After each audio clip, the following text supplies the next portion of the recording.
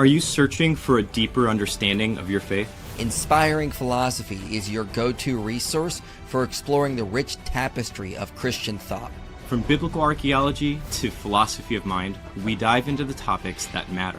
Our content bridges faith and understanding, offering insights into God's existence and the reliability of the New Testament. Join a community where faith meets reason and discover the answers you've been seeking. Inspiring Philosophy, where faith meets understanding. All right. If you are sick of hearing endless streams and debates on if Christians and Muslims worship the same God, this is the stream for you, because we're not talking about that. That is the last we're talking about it here. Right now, we're moving on. We can still talk about it. No, we're done. We're done. We're done with that topic forever. Never again. All done. We're moving on. This is stupid. But Superman. All right. So that means all the super chats are going to be about that topic. Yeah. Cue all of them being about it. I will. Fine. If super chats come in, I will acknowledge them and be angry about it. I'll be very, very angry. But I've been looking forward to this all week because, oh boy, we all three of us got a lovely response from four. Correct. My mistake. I forgot about David down there. I forgot he's in the video. The four of us got a response from the lovely Muslim YouTuber Dean Responds, where he decided to address us all, and boy, was that! Oh wait, that was something. This is addressed to me too. You're in there, yeah. Oh, okay. That's why we're all here, David. I thought someone was coming after you, and you called in for backup. That's why I called Giant DOC here. They're the best at this, so that's why they're here.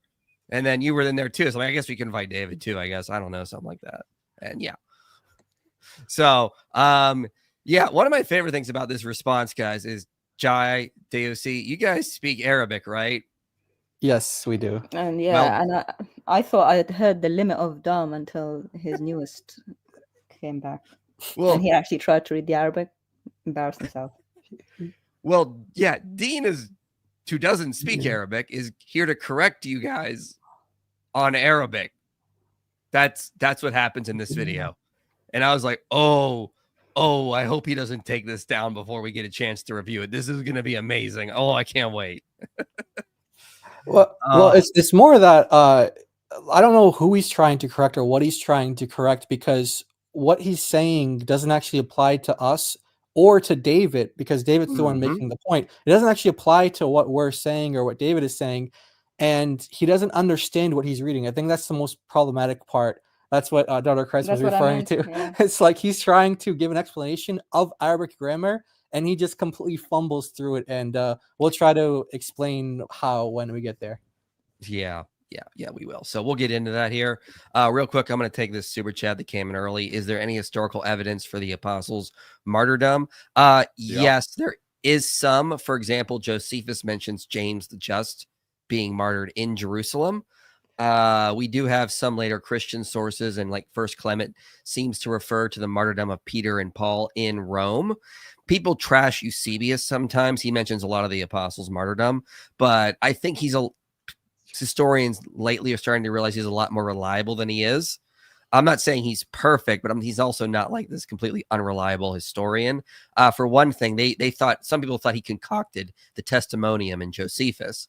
And now a lot of historians are going, no, he actually preserves a pretty accurate version of it. So, yeah, I think there's some good evidence for it. Of course, you can always read Sean McDowell's book on the level of accuracy on these things. It's not going to be, perfect, but there is that, for example. I've got a video on my channel where I interviewed Sean McDowell on all of this, and he went through all the sources, and he went apostle by apostle and said what case there is for what happened to them and so on. So, yeah, that's on my channel. Good. Excellent. So, all right. Hey, I did want to point out on this Islamic Dilemma stuff. Just wanted to point out for Muslims who are watching, and for everyone else who's watching, notice the standard Muslim belief is that what the Quran is actually claiming is that Allah revealed books for Jews and Christians, and that Jews and Christians corrupted those books. And therefore, our books are no longer reliable, and that's why we're supposed to convert to Islam and just go with the Quran. And if there's any use to be made of the Torah and the gospel, it's only after you go to the Quran, read the Quran, then go filter out everything that doesn't line up with the Quran.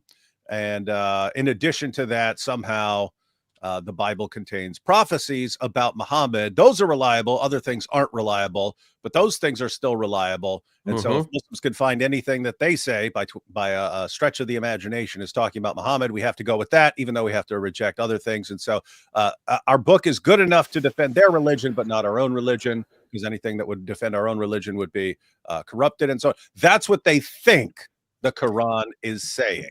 That's what they think it's saying. And so notice if they're correct, if Muslims are correct, and that is what Allah is saying in the Quran, this should be a very easy discussion. These should all be very easy discussions. It should be, here's the chapter, here's the verse where Allah says this. Yeah. Notice it's never that. It's hey, we're going to this commentator, that commentator, this commentator. We're going to twist this into this, and we're going to come up with some insane translation of this, and then by magic we get the view that that we decided ahead of time it was correct. And anyway, this is just really bad. Just big picture. Notice it's never, here's chapter and verse of the Quran that says what we're claiming. Right. Why? Why is it never that? Because the Quran doesn't say it. And that's kind of our point. Yeah. Rename Tawheed to Daweed and David becomes a Muslim, says the nuclear Mahdi Jew. That's true. If all Muslims do that, I will become a Muslim. Excellent, excellent. So if you guys want to put a super chat in, we're streaming to my channel and Giant D2C's channel. You guys don't have super chats enabled though, right? No. Pathetic. So if you guys want to put a super chat, we'll look at it, but you got to come over to this stream, unfortunately, until they get that set up. So anyway, let's get into this video. I'm excited because just before we get into it, I just have a request real quick from you guys. So would you guys because you guys are both philosophers, so this topic comes up quite a bit, especially with Dean. I've been watching his responses with Chris from Speaker's Corner. Well, to be honest, I've been watching Chris's videos where he's showing like the responses. I haven't been watching Dean's videos, but this is something that he brings up a lot. The difference between an internal argument and an external argument in the context of the Islamic dilemma. It sounds like I think what would be helpful is if like one of you guys can like define the Islamic dilemma and like include, does that mean you have to also grant like scholars that come 700 years later, for example, because it's an internal critique or something, so you have to grant everything that if you guys could just break that down, because I feel like that side is still kind of confused on what the argument actually is. I will say real quick, I actually want to say we should start saying the Islamic dilemma is a modified internal critique. And I'll explain why in a minute. So like the Islamic dilemma, of course, the Quran affirms the gospel and the Torah. So, okay, that's a problem because we can see that our scriptures contradict the Quran. So the Quran is false, but if the Quran is affirming corrupted scriptures, then the Quran is also false. So that's the Islamic dilemma. Here's what I would say an internal critique is when we look into the religion of Islam, we can use things within Islam to debunk it itself. That doesn't mean we have to agree with every single scholar that wrote or came later. They can be used for supporting aspects.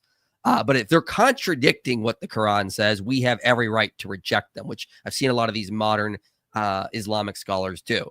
Now, when I say it's a modified internal critique, typically what an internal critique is like someone looks at like the Bible and they see the theology of the Bible and go, yeah, your God allows evil, but he also says he's all good. These two things shouldn't exist. That's an internal contradiction. Now, the Islamic dilemma is a modified internal critique because it doesn't just appeal to its own scriptures. It appeals to the Christian and the Jewish scriptures as well.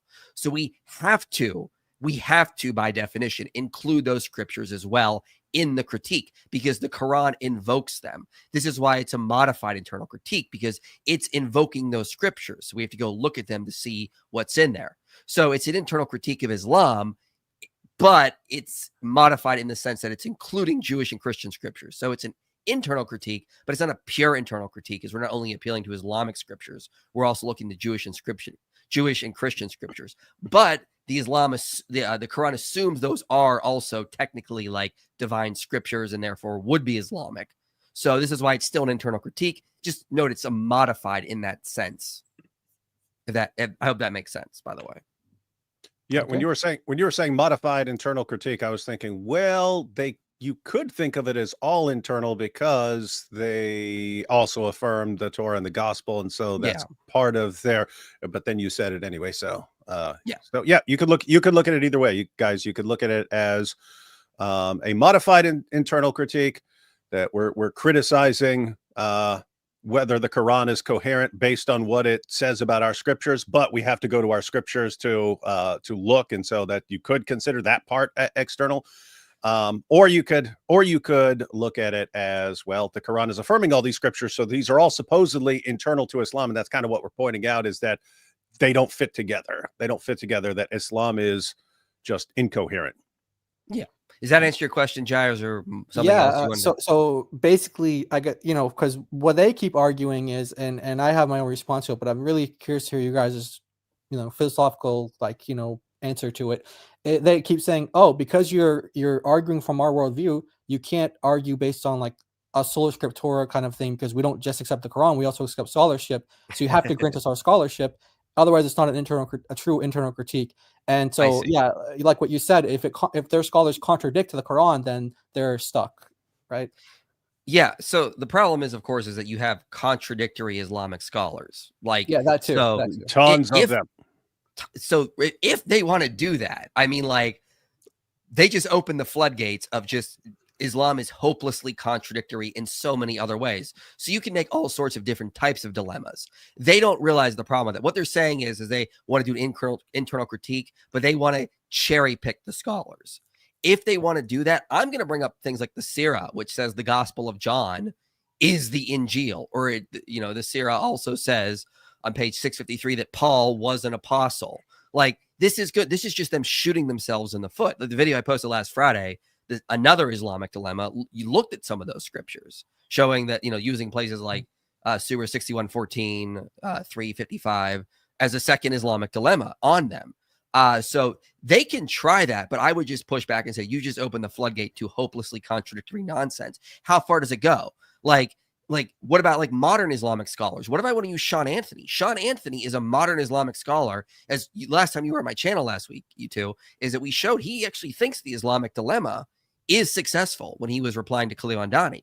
So is he included? Because he is an Islamic scholar technically. So how far did this go? Really, it's just them cherry picking, deciding the threshold and the line. It doesn't work. I'm just thinking of all the ways this opens a floodgate to just so many more problems for them. It's unbelievable. Oh yeah, and there are more problems. So you pointed out problem with the methodology in general, in terms that they're actually just cherry picking. So, hey, we believe in going to scholarship. Notice, by the way, everyone, that's kind of an admission that they're not going to the Quran, right? If it were just, if the Quran agreed with them, they could show chapter and verse from the Quran where their view is proclaimed by Allah. They can't. And that's why they have to go to outside sources, usually to much later Muslim sources who were aware of the problem by that time, and therefore are saying things about our scriptures being corrupted and so on. So notice the problems this gives rise to. If you're saying, but we have to go with if you're giving a critique of what the Quran says, you have to go with what our scholars say. Okay, your scholars contradict each other left and right, like it's a sport. Mm-hmm. You can go to a verse of the Quran and go to 10 different commentators and get 10 different explanations of what it means. So are we bound by that? If so, your problems with the coherence of Islam just went through the roof. Because if we're taking them as authoritative and they're all contradicting each other, that means that you have all these authoritative commentators contradicting each other, and your religion falls apart on that basis. So anyway, all this picking and choosing nonsense. It really smacks of innovation. If you can't show where Allah is saying it, and all you can do is show where some Muslim is saying it, and it's the opposite of what Allah says, according to Muhammad, you're worshiping the scholar. If Allah says one thing and your scholar says something else, you're actually worshiping your scholar. So yeah, tell us about your wonderful religion of worshiping your scholars. But in addition to all that, are they going to grant the same thing for us? If they say, hey, where did Jesus claim that he's God? Are we allowed to just say, well, here's a later Christian who said he's God? That's a good point. Yeah, right. Are we allowed to do that? Are they going to grant that? That if you're deciding what Jesus said, you can say what any later scholar says, or give any interpretation of any later scholar about what Jesus says. In other words, this is very interesting. If he's going to use that, and say this is how you have to come in Islam, great. We need to bring that up when we're talking about Christianity. And if they say, where did Jesus say this? And we say, oh, in this verse, and they go, that's not what that means. All we have to do is say, well, this later Christian scholar says it, and therefore you can't deny it, because see, they would never grant that. So everything is cherry picking, even their methodology. They will go to an issue and just make up any method to confirm their position. And there's no scenario where they're going to be consistent with that method, because you can't be. That's the point. You can't be consistent with this. You do not have a coherent position. Alhamdulillah. And even with us, they would go further. They would say, no, I want red letters within the gospel. That's right. Yeah, that's right. Not anymore. Not anymore. Right. They used to do that. So they can't even grant us the gospel. Yeah. So for them, it's all wide open double for us. standard. Oh yeah. Oh no. Seriously, think about like the insane hypocrisy here. We're saying, hey, the Quran affirms our scriptures, and they say, no, it's just parts, and they're constantly trying to narrow it in on what actually counts as revelation from Allah. And then when we go to there, it's, oh yeah, it's not just the words of the Quran, it's not just the words of Muhammad, it's the words of any guy who ever came, and that's all Islam. And we could go to anything in any of that. I mean, don't you see the like insane hypocrisy? I mean, yeah, and that's like insane. That's also not an internal critique, going on what David said, because when an atheist attacks Christianity and they make an internal critique from the problem of evil and suffering, they don't get this. We don't say, oh yeah, but I could cite Clay Jones, William Lane Craig, these later philosophers, because they're in the Christian tradition, right? Therefore it's solved. No, they're not going to accept that. So that's not an internal critique, the way they're setting it up. And you could just see the problems unfolding the more we talk about it. So yeah, this is really them just reinventing what an internal critique is, not actually understanding the issue. If this is the case, we as Christians would not need to come up with theodicies for the problem of evil, because we just say, well, yeah, well, our scholars already solved that. Read Augustine, or read John Calvin or someone like that. Boom, like utter nonsense. So yeah, that makes sense. Yeah, thank you guys. Yeah. All right, so I see the super chats piling up. I'm going to get to them, but I really want to play Dean's first argument first, and then we'll jump back into super chats. So keep sending them in, but I'm really excited about this first argument from Dean. So, inspiring philosophy refutes the Islamic dilemma in under 2 minutes, according to Dean responds. You guys ready? You ready to hear me refute the Islamic dilemma? Ready to hear you destroy this thing. Oh man, it's over. It's over. Wreck it. But if it doesn't confirm, it's not from the Book of Allah. And Baghawi lists all of these. He literally lists most of these interpretations from the Salaf. And then he says they all have the same general meaning, which is, and then he says what I just said, which involves preparation. This is Dean. The guy who's speaking is Dean? Yeah. He's usually on camera, but he's just on mic today. Where's that accent? I think he's Australian, isn't he? I have no clue. I thought he was American. Maybe I'm wrong. Okay, so this speaking is Dean, and who's he with? I can't see it on the screen. Leafy. Dean and Leafy. Okay. Yeah. All right. Let's keep going. Say that it means anything like criterion or supreme authority. If it was going to use that kind of word, it would use what it uses in Surah 253. We gave Moses the scriptures and criterion. Oh, so if it did say criterion for the Qur'an in the context of the previous scriptures, then it would mean that the Qur'an is filtering. Okay, no problem. Let's hold you to that. With confirming what came before, as he revealed the Torah and the Gospel. Okay.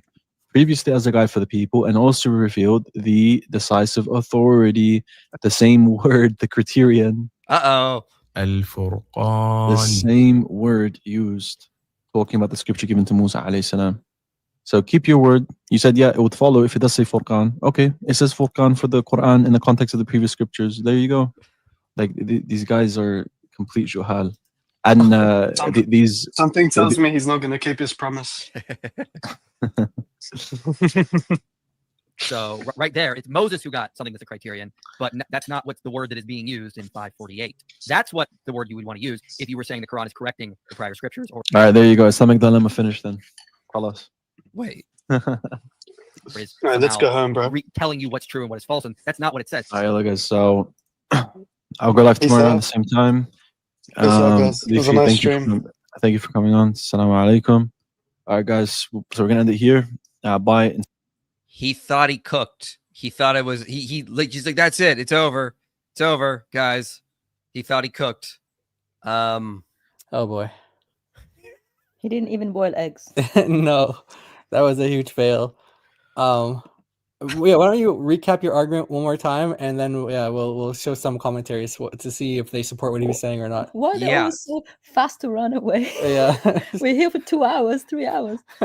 Yeah, Okay, let me put this up here. So it says, we've revealed to you this book with truth as a confirmation of previous scriptures and a muhaimin, that's what they translate there, on them. Hey, by the way, what translation is this that they use? That doesn't make any sense. This one I have on the screen.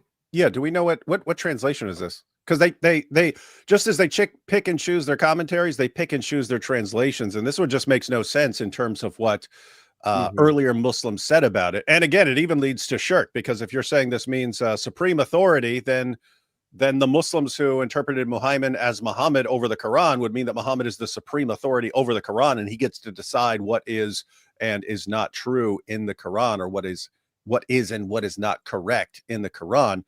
So anyway, there are all sorts of problems with that, but it's like, what I don't even know what translation they're going, because I don't see when I pull that up, it's not what my translations say. It's just what Quran.com is. I don't know what's one they specifically use on there, but that's what everyone tends to use and go to. Right. But I mean, there's the basic argument I was saying here is that the reason why they always go to 548 is because when they say it's the muhaimin, so over here they it says a muhaimin on them. This line here, muhaimin on them, so it is not in Surah 3. Doesn't say that. It just says Furqan, as he showed. So he tries to make this connection to Surah 3, and he's like, oh, but the Quran is called the criterion, but it doesn't say it's a criterion on them. This is why they have to use this one constantly. And they're not using Surah 3 because it doesn't actually say in Surah 3. Oh, I get what you were saying. Yeah. So here, Dean didn't miss that part. Yeah. So everyone pay attention. Yeah. So he didn't touch what you said then. No, because it sounded like it did. It sounded like it did until I caught on to what you were actually saying. So guys, you have two issues. You have in Surah 5 verse 48, the Quran refers to a muhaimin over something else, and that's usually translated as like guardian or protector or something like that. There are a bunch of translations, and so obviously they're going to pick and choose, and when they can't find one from their commentators, they'll just make one up like they do in this case. But they'll say that muhaimin means supreme authority, and so they say, this means supreme authority over these scriptures. And then it's I guess IP pointed out, well, no, it's that's not what muhaimin means. If you wanted to say it's a criterion over them, if it said it's a criterion over them and that it's deciding what's true and false, that would be different. And then they say, but this other passage does call the Quran a criterion. So ha, you've been refuted. And you were saying, no, it would have to be criterion over them. Yeah, you'd have to replace muhaimin with criterion for Khan, and then say criterion over these scriptures. Then you could make your argument, but that's not what you have. And his response is, but it says the Quran is a criterion over here, not criterion over the previous scriptures, as would be the case in 548, if that's the word that was used, but not. Is that correct? Yeah. Yep, that is correct. And it's interesting that he doesn't go to any commentaries to back that up. So he's going to chapter 3, verses 3 and 4. And so 3 and 4, before I read the commentary that's on the screen right now, I just want to, this is what he was appealing to, really verse 4, where it refers to, Allah revealing the Furqan. And Dean's argument was that because you have Furqan here, it must be Furqan over the Torah and the Gospel, and we're going to see that's makes zero sense of Zero the sense. passage. And yeah, I can see why he didn't bring up any commentaries, because the Yeah. commentaries are all over the place on this one. They can't even Yep. agree on what the Furqan is. Yeah, they can't even agree on what it is, and that's at one point. They don't. A lot of them don't even agree on the meaning of Furqan. We were going through a commentary the other day. I think we're on was it chapter 8 in the Quran for the Islamic Dilemma and project, and what we saw was like there was like 5 or 6 definitions for what some scholars were saying what Furqan means. But okay, let's say criterion, right? Like we'll say criterion. That's pretty much the mainstream understanding of it. If you go to chapter 2, verse 53. You have from Ibn Abbas saying that this Furqan, which is the criterion, that's a comprehensive name for the Torah, the Gospel, the Psalms, and the Furqan. So it's like a name for all of Allah's books. Okay, so and then specifically for verse 4, because he talked about verse 4, when it's talking about from before, meaning this Quran's revelation, a guidance for all the people. It appears that this refers back to everything that came before, meaning Allah sent down the Quran, the Torah, and the Gospel as a guidance for people from misguidance. Okay? And then it goes on to say, and he sent down Al-Furqan, meaning the conclusive proofs, evidence, decisive arguments, and etc., etc. So it seems the commentaries here are saying that the Furqan that Allah sent down is like what Ibn Abbas said, it's comprehensive for all the books that Allah sent down.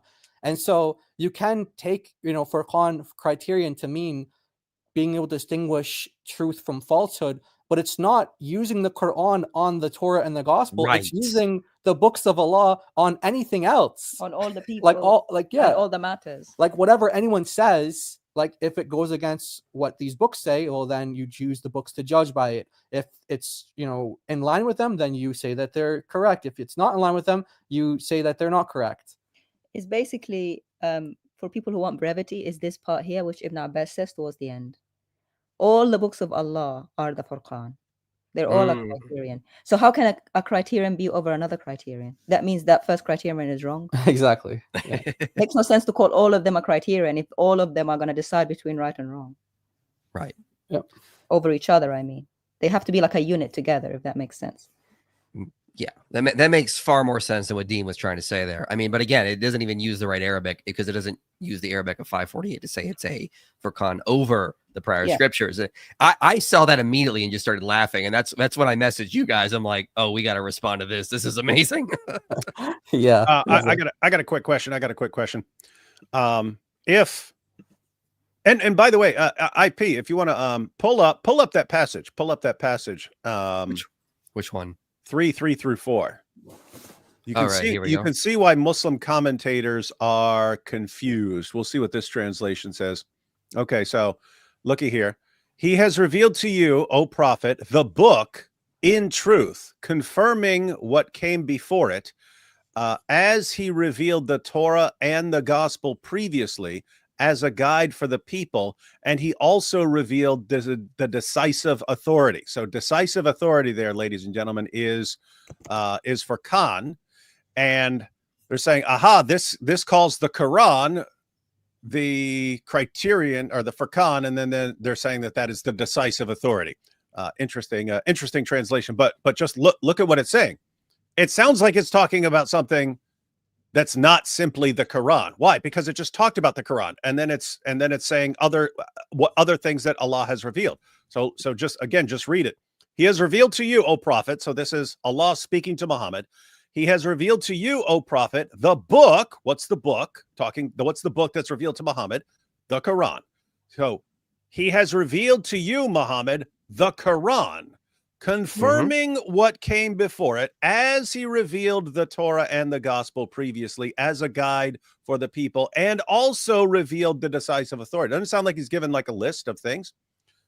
That's why some Muslims have thought this refers to the Psalms or actually another book, but you could totally interpret it as something like wisdom and arguments or something like that are helping you understand things, or as just a collection because the Quran mentions all kinds of other revelations given to other prophets and things like that. So anyway, that's what you can interpret this in a lot of different ways.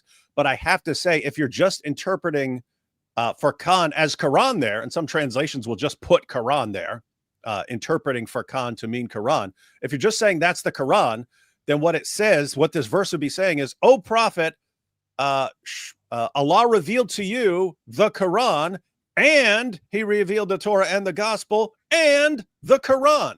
Right. That sounds kind of weird. That sounds kind of weird.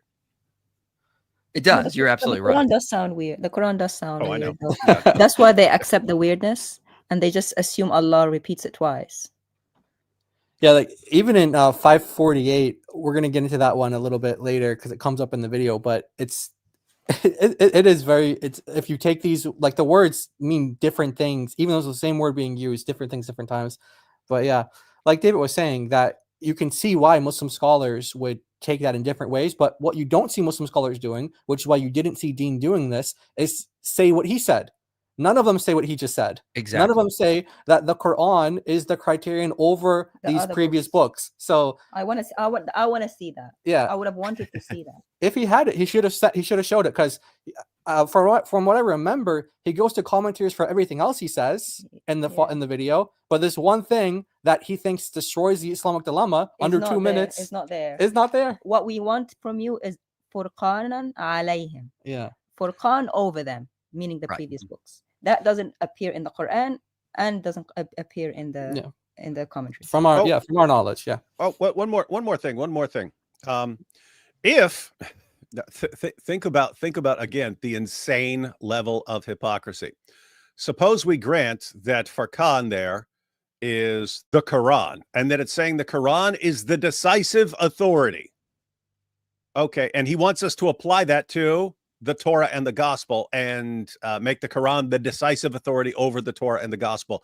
If you interpreted Quran as decisive authority and said that it's the Quran, wouldn't that make the Quran the decisive authority over the later commentators who contradict it? And we're supposed to go with those later commentators. In other words, when he's quoting, this commentator says this, wouldn't we just say, but that's not, the Quran does not say that, and the Quran is the decisive authority.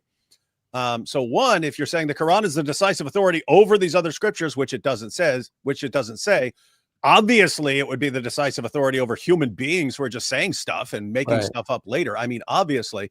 But then if you wanted to say, as some of the commentators said, this is referring to all the books, something like that, then all the books would be the decisive authority over other things, especially including later Muslim commentators who contradict all the books. And so this is what I mean. You just have to, it's like whatever I need to say, this is their reasoning. Whatever I have to say in the moment to respond to anything, whatever I have to make up, whatever rules I have to make up, just make them up and say it. And who cares if it completely contradicts everything else I say? And it's just weird. This is dawah, guys. Yeah. That makes me think of something, David. As you said that, I just got this thought that, okay, so if that's what the Quran's setting itself up as, like this criterion over even everything the scholars say, well, that also mean like the Sunnah as well, because that puts Muslims in a bind, because you have some schools of Islam that say that Muhammad's Sunnah, his practice, can actually abrogate the Quran, like Muta, for example. So, but if the Quran says something, is the decisive authority, right? Exactly. So then you have a problem there. I guess unless you say there's like an inbuilt system in the Quran that says you have to follow the Sunnah, maybe you can make that argument. But I don't know. Yeah, I just thought of that. But guys, the Quran is clear. It said so. Yeah, it's so clear. Guys, come on. And yet uses the same word al-Furqan for all the books. Yeah. And then you have to guess which one he means. Yeah. Even the word al-Kitab, like the book, even that word, they don't know what it means. In most, like for example, in chapter 2, verse 2, it says, in that book, in it there is no doubt, right? In that book, there's no doubt. So most of the commentators say that's the Quran, but some commentators say, well, that's actually referring to the Torah and the Gospel. Yeah. So because it uses this word al-Kitab, the book, and they don't know what it means every time that it's used, and that's why you do get some confusing interpretations of some verses, because they don't know what does it mean here, what does it mean there, what does it mean there. It's definitely not clear though. It's because it's an illiterate person where the Quran is coming from. The illiterate person sees every book as their book. Yeah, that's they true. Can't read the title, so that's where it's coming from. That's in my opinion. That's her theory. Yes. All right, I'm going to get to some super chats because there's a bunch in there now. So Quran 36:30 says specifically that unseen things come in pairs. Muslims say this means matter and antimatter, particle and antiparticle, etc. Any refutations? Well, if they're saying that, then they need to study physics because particles and antiparticles don't come together. Like if you combine them, you create an explosion. That's silly, and that's also not what the verse says. I looked it up here. Let me see if I got the right one here. Yeah, 36. It says, glory to the one who created all things in pairs, be it what the earth produces, their genders, or what they do not know. Okay, well, particles don't have genders. So that's not what the verse is referring to. That's silly. This is them, again, reaching very hard to try to find scientific miracles in the Quran. Yeah, this is about creating the male and the female of everything to reproduce, which isn't even true biologically. Yeah, so it's a good point. So instead of it being a scientific miracle, it's a scientific error. Yeshua is God, says we've got Avengers, philosophers, Arabics speaking Christians, and we don't worship same God as Muslims. Dawood, which I agree. Get this Diddy Dean. Okay, thank you. Hello, lovely gents and lady. Here's some money for Jim Jones. Oh, hi, Diddy Wood and Jai and Doc. Thank you. Appreciate it. I don't know why I have to be Jim Jones, though. It's unfortunate. It's very Christianophobic of you. I'm a Christian looking for some answers from my fellow Christian brothers. Why does Ezekiel write this detailed vision of the Messianic era temple, which the redemption of sins offering animal sacrifice? So you have to remember a lot of visions in the Bible are metaphorical. Like just read Revelation, read Daniel. Okay, there's not literal beasts coming. These are metaphors. Visions typically come in those kind of ways. So you just can't go to Ezekiel and assume this is all meant to be literal. That's not what Ezekiel's getting at. It's looking forward to the new kingdom. We are now God's temple, and Christ has made the ultimate sacrifice is what these things could be referring to. So don't read too much into visions. And I just want to say, even if you did take it that way, you could look at it as before the cross, that all the sacrifices were pointing towards the cross. And then here we are afterwards. It's like sacrifices that, you know, for example, the apostles were participating in at the temple and stuff that were pointing back to the cross. So they were looked at like that way, where it all points to Jesus in that way. Even if I'm just saying, even if you wanted to take it that way, you could interpret like that. Yeah.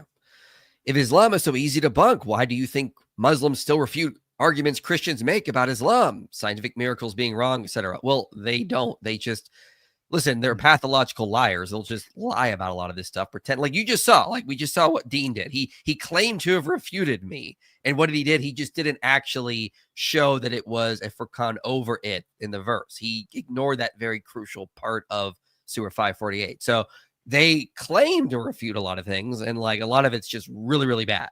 Is what I would say.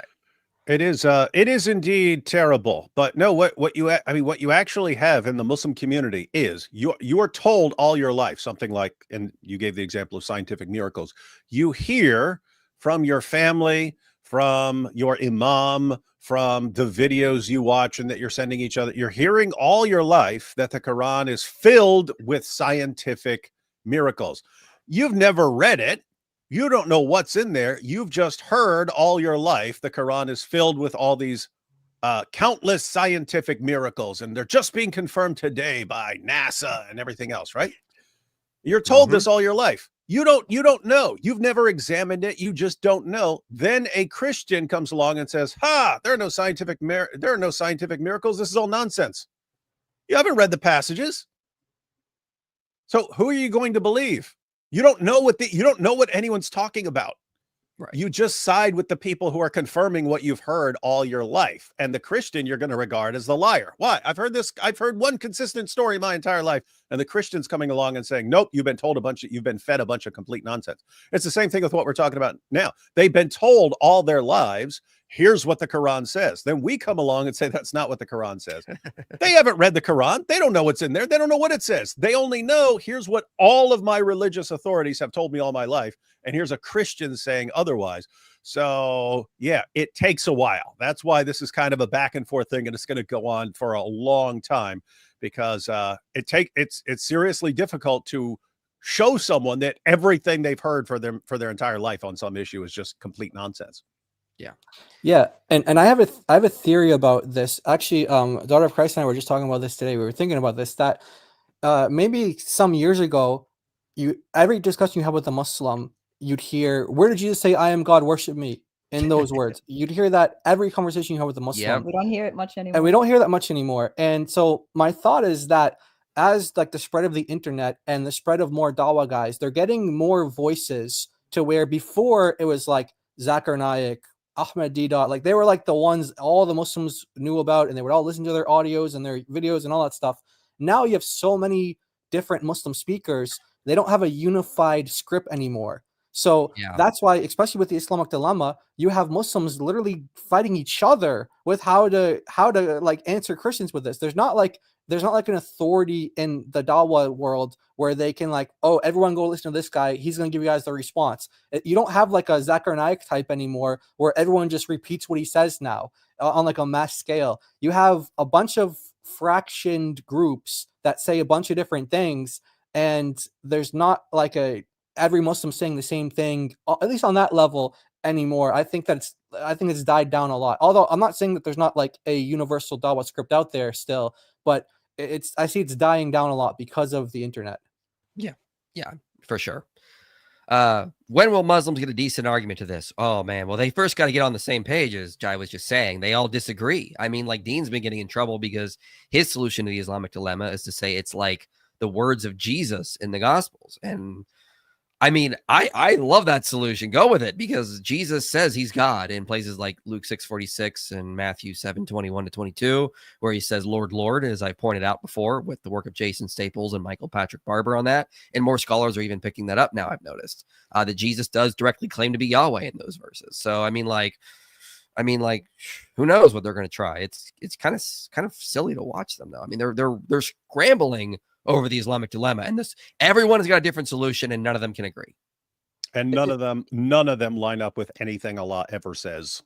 Exactly. Yeah. Hey, is he the one that's trying to popularize the Q? Like that's the Injil is Q. Is that he's him? Saying now maybe I'm misunderstanding. He can correct me if I'm wrong on this, but from what I understood, he's saying it's like it's like in the gospel. Oh, it's so the words different. of Jesus. Okay. So like Muhammad spoke the words of Allah according to them. Jesus, the red letter words, the words Jesus spoke are the Injil. And I'm like, great. Oh, great. Great. Perfect. Yes. So when Jesus says that he's going up to Jerusalem where he's going to be beaten and killed, that's the Injil. Yeah. Okay, that's good. I'm fine with that. We can run the Islamic dilemma just with the red letters.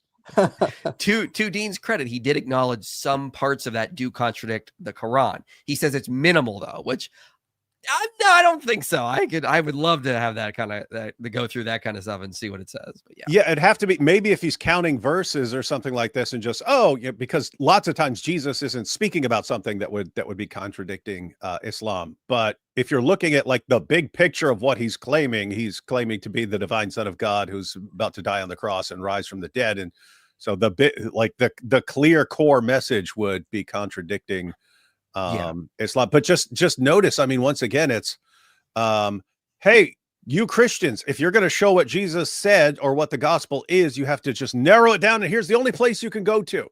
Okay, well, how are we going to figure out what Allah is saying in the Quran? Oh, well, anything any scholar has ever said is fair game on what Allah is saying. it's like, and they don't get it. You could put it right in front of their faces. They can't. They're somehow trained to not see their own hypocrisy. Yeah, and his Kiros philosophy says they cannot refute the dilemma, so they invent a weak version of it, then try to refute their own straw man. Yeah, that's pretty much what we saw in the video. All right, let's get back to Dean, then I'll get to more super chats. Please keep bringing them in. They do help fund the channel. I also have I added a donation link below for anyone who wants to donate and keep supporting us, but let's get back to Dean here. Do you have the one about the alternative interpretations of that? Because that just destroys them. Yeah, right here. Yep. Okay, so look, two notable alternative interpretations. Mujahid, and you can find this in Qurtubi, you can find this in Ibn Kathir, the unabridged version. But look what this says, Muslims. Mujahid said that Muhammad refers to Muhammad and his relationship with the Quran.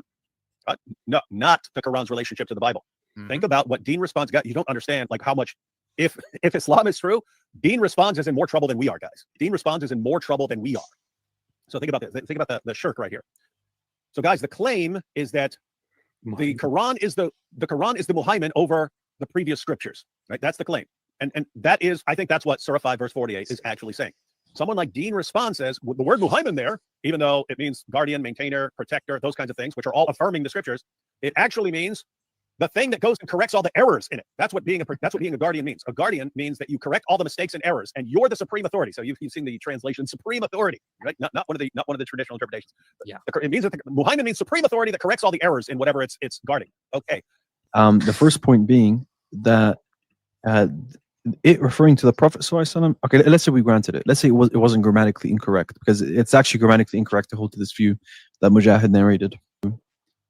Even if we grant it for the sake of the interpretation and reconciling it, the point is that you can guard something in different ways. The Prophet can guard the Qur'an through recitation and ensuring that people are reciting it properly in regards to the Qur'an.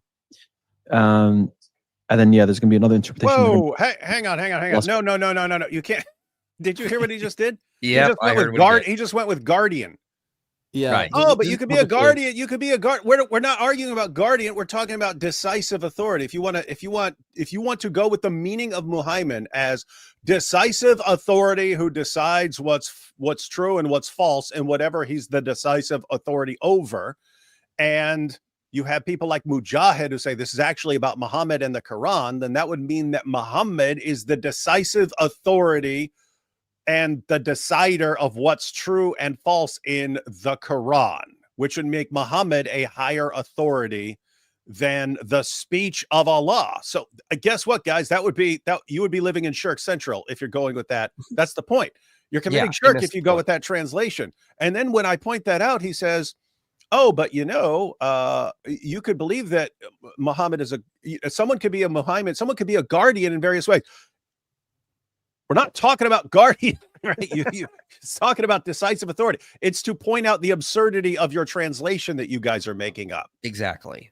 Yeah. And now when we point out the absurdity, you go with the normal translation. Yeah. But that's the point. You guys, when you guys bring up what the Quran says in 548, you don't give one of the translations to say, and the Quran is the guardian, because that sounds like you're reading that in context. That defends our view. That is one of our favorite verses to go to, 548, right? Yeah. When you read it in context, 543, Jews judged by the Torah, 547, Christians judged by the gospel. And especially in the case of 543, it's a response to Jews who are trying to avoid what the Torah says. And the Quran says, no, you go right back to the Torah. And so by the time you get to 548, if you're saying, what does it mean for the Quran to be a guardian over the previous scriptures? You can make up anything you want. You can go to different commentaries, but the meaning that fits the context is that when people, Jews or Christians, try to deviate from what their scriptures say or to avoid judging by their scriptures, the Quran says, you're not getting away from this. You're not getting away from this. You're going right back to your scriptures. So you don't want to, guys, I don't want to say that because our scriptures have been corrupted. And so you just have to translate it some other way. And so you don't translate it as guardian. You say it's the decisive authority over that decides the truth and the falsity of what came. Okay. And then we just point out, if that's what you think that means, there are other Muslims who interpret the Muhammad here as Muhammad, and that would make Muhammad the decisive authority over the Quran and a higher authority than Allah. Do you really want to go with that translation here? And then when we point that out, you go, oh, but guardian, well, that's not what we're talking about. That's not the translation you guys go with. But how come it's when it's they are responding, it's so soft, like, well, guardian can be reciting it and preserving it. Well, why can't you grant us that then? Because it says Muhammad over the books. So why can't it mean that, it means he's just guarding the previous books, meaning from corruption, by reciting them? Why is it when it comes to our Bible, it's guardian means supreme authority and corrector? But when it comes to the Muhammad, but even if we grant you that, it just means reciting. Like, why is it like that? Yeah, they equivocate on the meanings. Why can't it just be what it is?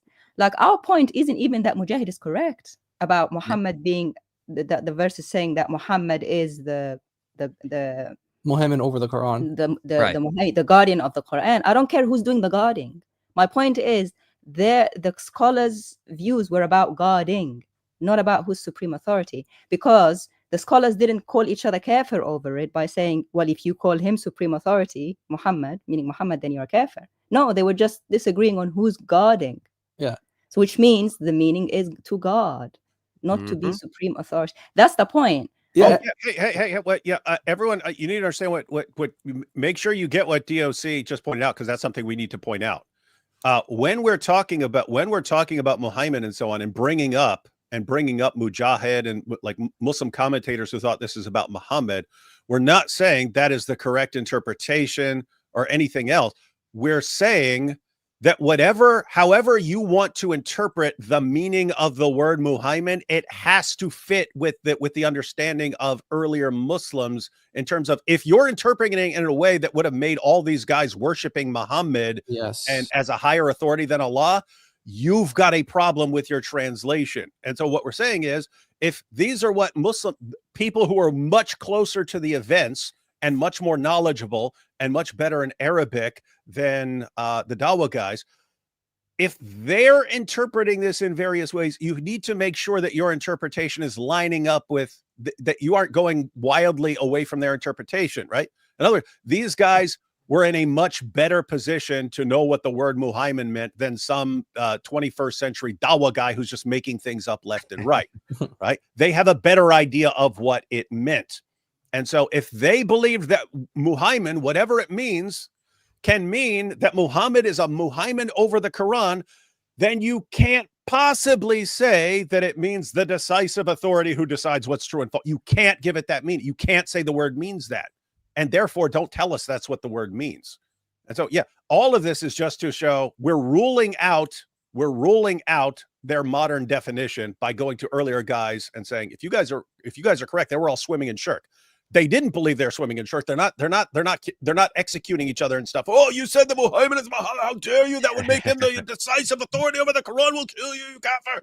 Right? They're not doing that. Why is that? It means they didn't understand it to mean decisive criterion over who decides what's true and false. They didn't understand it like that, which means you're making it up now because it didn't exist back then. Yeah. Let's continue on. Exactly right. Allah subhanahu wa ta'ala is the Muhayman of the Quran. Yeah, no problem. Like, these interpretations of guardianship can refer to different types of guardianship.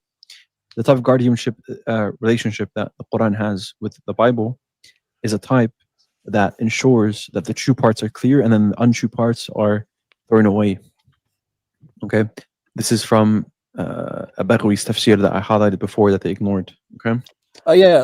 Let's pause. Oh, you want to say something? Go ahead. Yeah, go ahead. Big massive lie. Yeah. Baghawi never said anything of the sort. Yeah. So what he just said was, he said, well, I don't know what I don't know if he like forgot to edit that part in, or if he's got an editor that didn't put that part in, but he didn't read anything that said that. But what he just said was that basically that Muhammad means the true parts are clear, and then the true parts are thrown away. The false part. The untrue parts. Sorry.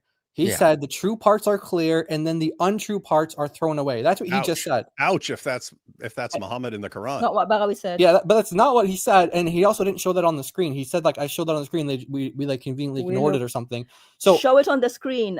What's his face? What's his name? Dean. Yeah, Dean. Show it on this. Why don't you show it on the screen? Yeah, we'll show you guys what Al-Baghawi said for this verse. And I don't know. It's possible that Al-Baghawi mentioned like Muhammad in another verse that, you know, it's not chapter 5 verse 48, and he talks about the definition that he just gave. Well, he's gonna have to prove it though. That's his. The burden's on him to prove it. Yeah, we need you to prove it. But we actually looked at Baghawi, and he said he actually said that it basically means that it's a witness. Yeah, a witness over it. Yeah, and it basically means that from its I'll just read it. We have revealed to you, O Muhammad, the book, the Quran, in truth, confirming what is between its hands, meaning its presence of the book, meaning from the previously revealed books, and a muhaymin over it. Al-Wahhabi narrated. Al-Walabi. Al-Walabi narrated from Ibn Abbas, meaning a witness over it. This is also the view of Mujahid, Qatada, Suddi, and Al-Kisai. Yep. And this one's a really interesting one. So we can add this one to our list because we just had two, you know, notable interpretations. Well, he mentions another one here. Hassan. Hassan says that the book is Muhaymin to Muhammad. Oh, so is that why? Oh. So this is now a third notable interpretation. And so we wouldn't have found it if it weren't for you, Dean. Dean. So it's Thanks, this kind Dean. of Sajid thing where Sajid quoted like a modern scholar. Not that Baghawi is a modern scholar, but it's kind of like the Sajid thing where on David's channel we were reviewing one of his videos and he quoted a modern scholar. So we decided to look up this modern scholar for other verses, and actually we used that material against the Muslims in favor of the Islamic dilemma. Well, same thing here. Thanks to Dean here, we went to Tafsīr al-Baghawi because we were going to other commentaries. We didn't necessarily consult al-Baghawi for our studies in the Islamic Dilemma project, but because we went to this one, now we have another interpretation here where it says that the Qur'an is the Muhaymin to Muhammad over the Prophet. So does that mean that the Qur'an takes the good parts out of Muhammad and leave the bad parts out? I hope so. It doesn't do that. I think the Quran messed up and took all the good parts out of Muhammad and just left the bad parts. So Al-Baghawi continues on. He says that a Muhaymin, in this context, if it's used of the Quran to Muhammad, that it means a witness and confirmer. So the Quran is witnessing to Muhammad and confirming Muhammad, if that's what it means in that context. So notice when it's about Muhammad, it's all about witness and confirmer. But when it comes to our books, he wants it to mean the opposite. Yeah, that's what the modern Dawah guys want it to mean. So we have he just goes over some others. Like he said, this is a lot of this. He said this at the beginning of the video. There's a lot of stuff repeated. That the word Muhaymin, I mean, like according to Ikramah, says a guide or an indicator. Other scholars say that it means a trustee over it. Again, it means trustworthy, etc., etc. And then you have another theory here that says that the word al-Muhaymin was originally al-Mu'aymin, and that if that's the case, then it comes from this word amin, which means trustworthy. And then he goes into some sort of linguistic examples for why scholars might say that. And then this part goes on, and we all know about Ibn Jurayj. You guys remember this guy? Ibn Jurayj? Yeah. We don't have to go over that story, but so basically that, we all know what he says. He said that whatever the people of the book inform about their book, if it is found in the Quran, then affirm it, otherwise reject it. So in other words, it's what people say. It's not what the book says, it's what people say. Like they might misinterpret it or they might interpret it correctly. He's saying, basically just don't, if what they say agrees with the Quran, then affirm it. If what they say disagrees with the Quran, don't affirm it. He's not saying that if they show you what the Bible says, you have to reject it. He's saying if what they say, because obviously you're talking to these people who are mainly illiterate. And notice that Al-Baghawi actually he quotes Ibn Jurayj correctly. Yeah, unlike Ibn Kathir. Yeah, he says if the people of the book. Yeah, if the people of the book inform you about something. So basically says don't trust the people of the book rather than don't trust the book. Exactly. Then you have other scholars here saying that it means a judge, and what it means by judge here, it means in the context of like rulings, like for example, stoning the adulterer, like that's what they usually bring up, even though the Quran doesn't actually have that anymore. According to that was a verse that was abrogated. The was abrogated, a goat ate it. But that's what the scholars usually mean when they say it means a judge. It means when it comes to rulings, like you follow the Quran's rulings. Al-Khalil said that it means a guardian and a preserver. And then this is what Al-Baghawi says here. He says that the meanings are similar, and the overall meaning is every book that Allah testifies to as true is a book of Allah, and whatever it does not is not. So that's not what Dean said. Dean says that whatever is true, it affirms. And then he said whatever is untrue or whatever is not true, the Quran, throws it out. That's not what Al-Baghawi says, at least in his commentary on 548. Yeah, so I think that's what he meant, that line. But if he read it, he probably misread it because he doesn't know Arabic. But all it's saying is every book the Quran testifies to, meaning the Torah and the Gospel, is true. كل كتاب يشهد بصدقه القرآن فهو كتاب الله. Any book that Quran testifies to as true is a book of Allah. وما لا فلا, which means and whatever it does not is not. That means it doesn't testify to the Hindu book. Right. Or any other book.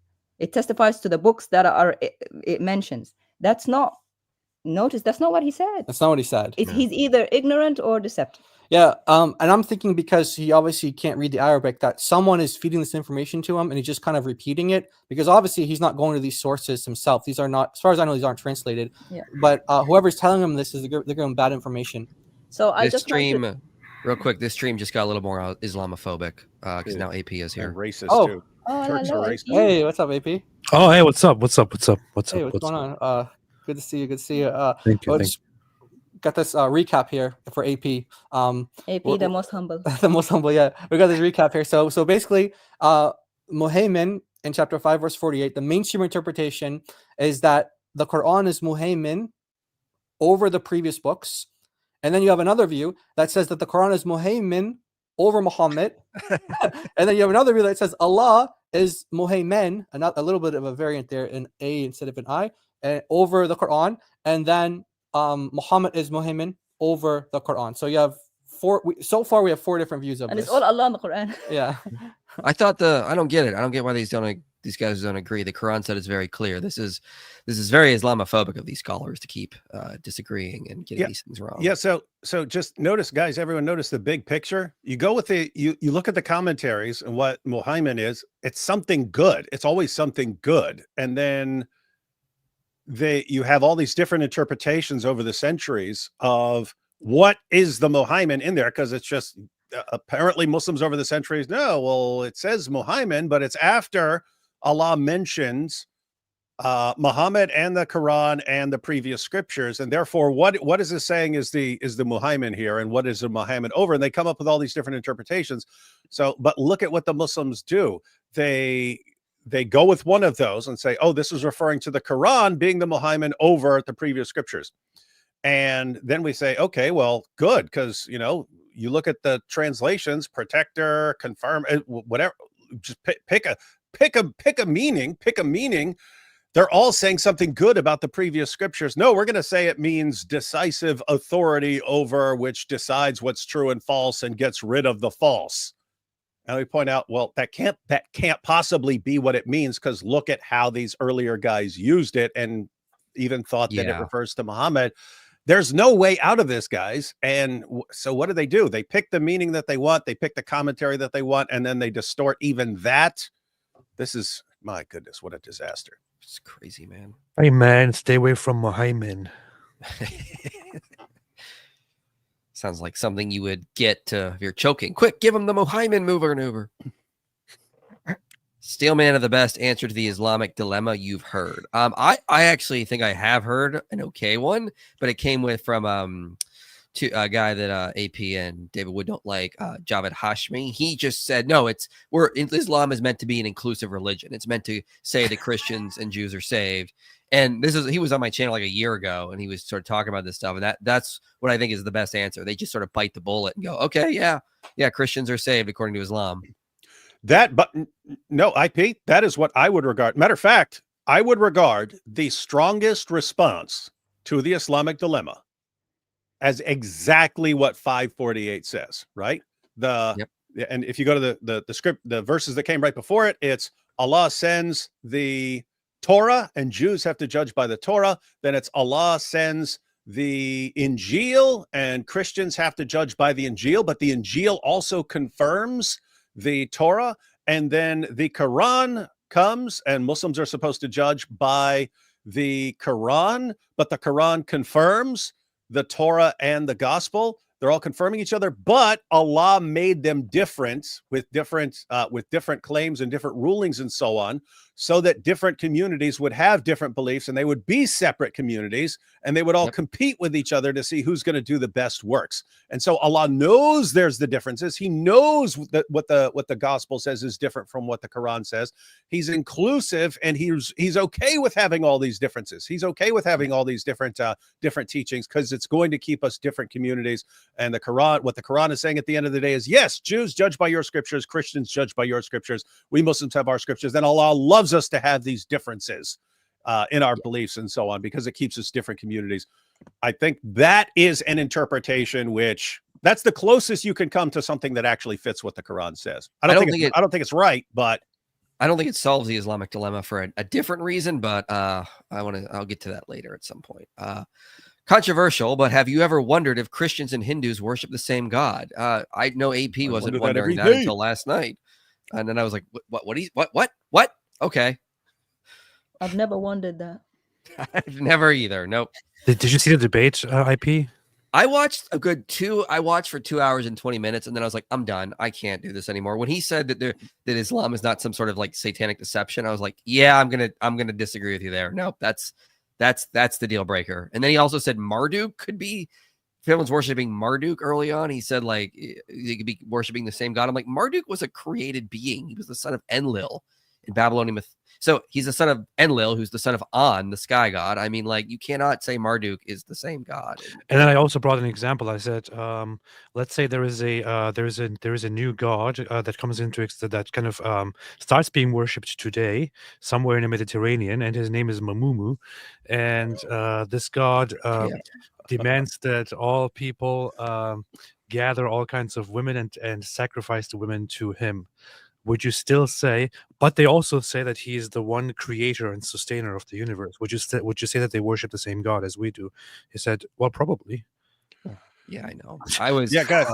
Yeah, guys. I was. No, man. Yeah, everyone. No. The issue in short for anyone who hasn't been following this is it's you have in Vatican II the claim that Christians and Muslims are worshiping and adoring the same God. And so we'd sit here and say, it's pretty natural just to say, wait a minute, Allah's not a Trinity. Allah's a father to no one. They deny the Father. They deny the Son. They deny they radically change Father, Son, and Holy Spirit. So Allah's not a father. Jesus is not the Son. And the Spirit is the angel Gabriel, according to Muslims and so on. So we just think, how is that the same God? What are you even talking about? And then it comes out, but you can disagree with things. People can disagree and still be talking about the same thing. And they give the Superman example. Lois Lane, if she just knows Clark Kent, could think, oh, he's not super strong, and she'd be wrong, but she's still talking about the same guy. And so they've got that response. But then they have to defend what it means for Christians and Muslims to be worshiping the same God. And they use an argument from reference.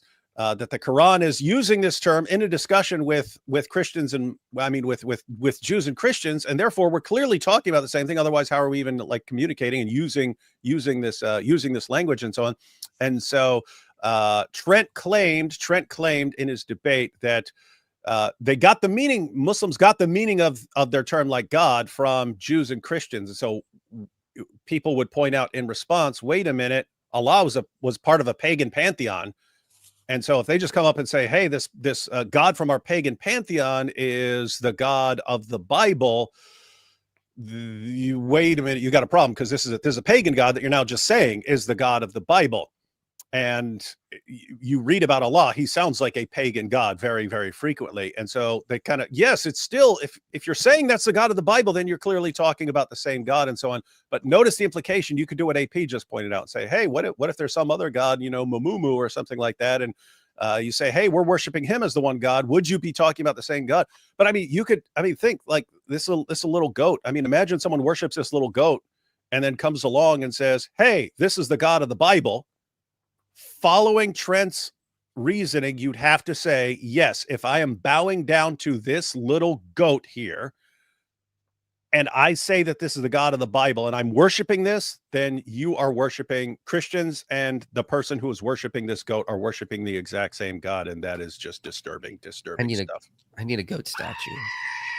I need a screaming goat statue. Not only is it false and dangerous, but the arguments are contradictory, as AP pointed out, that they actually contradicted each other in their arguments. And he was like, well, inconsistency between people is not inconsistency. And even that's your debate partner, though. You should have some consistency in your arguments. Yeah. But anyway, the arguments are really bad. So if you think about like the Apostle Paul writing to the church in Corinth and 2 Corinthians chapter 11, he says, if someone proclaims to you another Jesus whom we did not proclaim, right? And then goes on, or another spirit, which the spirit you did not receive, or a different gospel, which you did not accept, etc., etc. From what I understood from the arguments are that if you're disagreeing about something, then you are talking about the same thing. So that's not what Paul's saying here. He's saying that there's another Jesus. So he's disagreeing, saying that's not Jesus, but but according to, there you go. You got it on the screen there. Mm-hmm. But according to this argumentation, well, they can't really be disagreeing then. They can't really be disagreeing because they're not talking about the same Jesus. So, and then Yeah, it's just like I said, it's dangerous and it's false, and it doesn't make sense with the Bible. Yeah. But yeah, it all got really derailed once he said that that even Hindus worship the same God, and I asked him about Zoroastrians, and he said also Zoroastrians also worship the same God, and he said possibly even atheists worship the same. Okay, all right, okay. Everyone, Okay. yep, it's Okay. yeah, Yeah. I was done at that point. One world religion. Trent Dohertyism. Scarlet Phoenix says, isn't contradictory Islamic scholarship a double standard because a different interpretation of scripture like Orthodox Catholic Protestants have? Yeah, that's what we pointed out earlier. It's like, yeah, there's so much contradictory Islamic scholarship. They just can't pretend that's part of Islam. And when we're doing an internal critique, we have to include all that. That's absurd. Wait. Is this a criticism? Is this a criticism of us? Isn't contradictory Islamic scholarship a double standard because of different interpretation of scripture Orthodox Catholics and Protestants have? In other words, is he saying, hey, how are you pointing out that their interpretations differ when you guys have different interpretations? If he is, and I mean, that's not what we were claiming. So I don't even know why he'd bring it up, but I don't think that's what he's claiming. Yeah. Scarlet Phoenix, if that is what you're claiming, go ahead and claim it so we can destroy it. Yeah. Come back with another super chat and we'll destroy it. Should Muslims accept Ibn Ishaq or not? Well, as far as I'm aware, they accept the Sirah of Ibn Ishaq. That seems to be pretty authoritative to them as far as it's Ibn Ishaq is their earliest like detailed biographical source on Muhammad. But you have this issue early on. You had Sirah guys, and they had a methodology. But later on, you had the Hadith guys, and they sort of consolidate power around themselves. And so you will have Muslims who apply the standards of later Hadith scholars to like Ibn Ishaq and say he has to have an isnad that looks like this, or we just have to throw this stuff out. But it's kind of a problem in that for Muslims who reject material in Ibn Ishaq, it's like you don't realize how weird Islam is, and that the further you get away from Muhammad, the more information you have about him. Like that's weird. It's supposed to be the reverse. The earlier you go, the more information you have from people, because those are the people who knew it, and later people aren't going to magically know more. But that's what you have in Islam. The later you go, the more people know about Muhammad. Why? Because they're actually making stuff up left and right. But the idea is, if you want to throw out massive chunks of Ibn Ishaq and say it's unreliable and stuff, because Ibn Ishaq, you've got like the satanic verses and stuff. Muslims pretty commonly just reject that kind of thing. These embarrassing stories. But if your earliest source is already messed up and filled with lies, how are we going to later sources and saying these are reliable? It's like if you had generations of liars in between Muhammad and the later guys, that you're on pretty messed up, dangerous ground there. Yeah. Any videos? This is why some people also refer to him as Ibn Ishaq. Yeah. Go ahead. Yeah. Yeah, on the biography of Muhammad, actually, the guy that Dean is named after, Farid, responds. He's named after him because supposedly he converted to Islam through Farid. He actually recommended that was like one of his top 4 books for biographies that people should read about Muhammad. So if it's not reliable, then you shouldn't have one of your Dawa guys out there saying, hey, everybody should read this book about Muhammad. Yeah. I love it because it's so useful for what we do. I don't think they realize that half the time, though. But any videos to refute scientific miracles? Yeah, I uploaded one like 2 months ago showing how their methodology doesn't work. If David would have wanted to do that 2 days ago, we would have did that on his channel. Kind of a hot topic going on, but yes, I did. Yeah, stupid topic. And seriously, the one of the best videos refuting the argument from scientific miracles is Hamza Tzortzis, who used to be a defender until he just got embarrassed. He actually used the scientific miracles argument against an atheist scientist who just burned him up and humiliated him. But yeah, Hamza got crushed so bad that he had to completely reinterpret the argument, and he acknowledged that the argument doesn't work, and he said, you actually have to. Here's what you would need for a scientific miracle argument to work. One, you'd have to show that you are interpreting the Quran correctly. This is what the Quran is actually claiming. You're not inserting this scientific meaning into the text. So one, the Quran has to be saying something. It has to be clear in what it's saying. Two, the science has to be settled. You don't want to say, oh, this theory right now confirms the Quran when that theory might change. So the science needs to be settled. And 3, it has to be something that other people wouldn't have known at the time. And the point is, there's nothing in the scientific miracles that meets those criteria. There's nothing where the Quran is clearly saying something scientific and the science is settled and it agrees with the Quran and it's something that people didn't know at the time. There's nothing like that. And so it fails. So anyway, it's actually pretty good stuff. I also highly recommend that debate. It was Hamza Tzortzis and Adnan Rashid. They tried to ambush PZ Myers at some atheist convention or something. That's what I was talking about. That's what I was talking about. Yeah, I highly recommend people to look that up. I highly recommend that. Yeah. It's fun. Giant DOC, you guys are amazing. Saw God Logic clips of 2 ex-Muslimas that came to Christ back to back, and you guys were central. I cried in tears. So great work.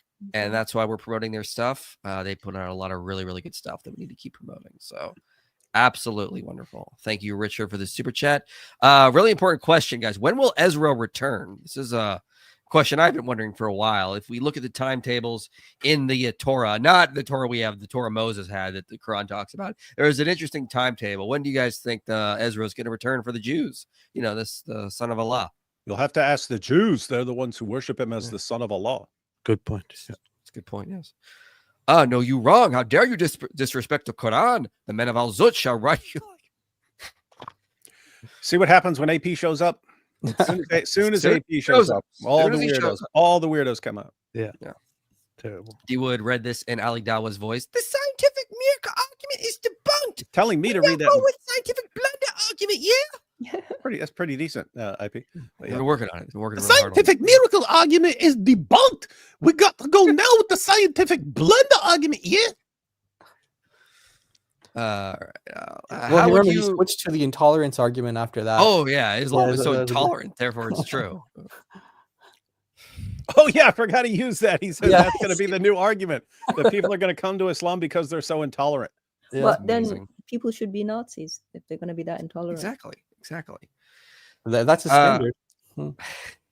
How would you make the case that the Buddha isn't a reliable source of revelation like Muhammad? Sorry if that's a big question.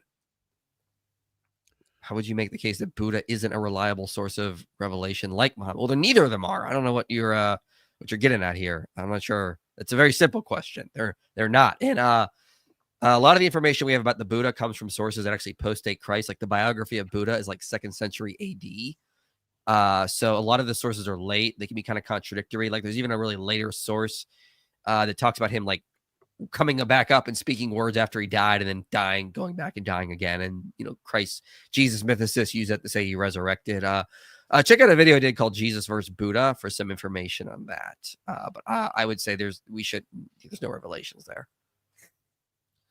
Christian Gadfly says, Dean's got a good brain, but seems blind to the glaring weakness in his own side.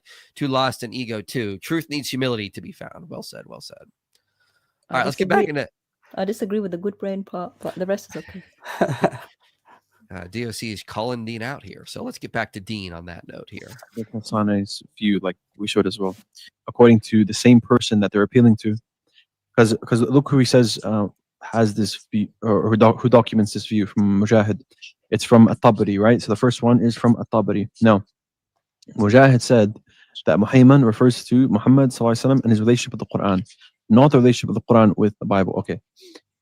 Tabari says this view is grammatically incorrect and totally wrong. And I cooked a Sam Shamoon fan on this point because the likes of Sam Shamoon and Jane Dog and David Wood, they quote mine. They always quote mine. We quote mine.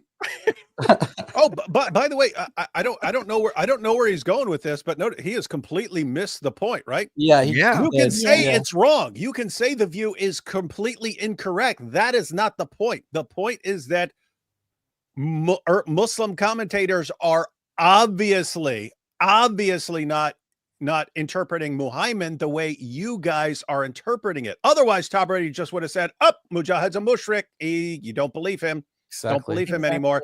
They don't say that. You say, it doesn't make sense grammatically for him to hold this view and so on. None of that's the point.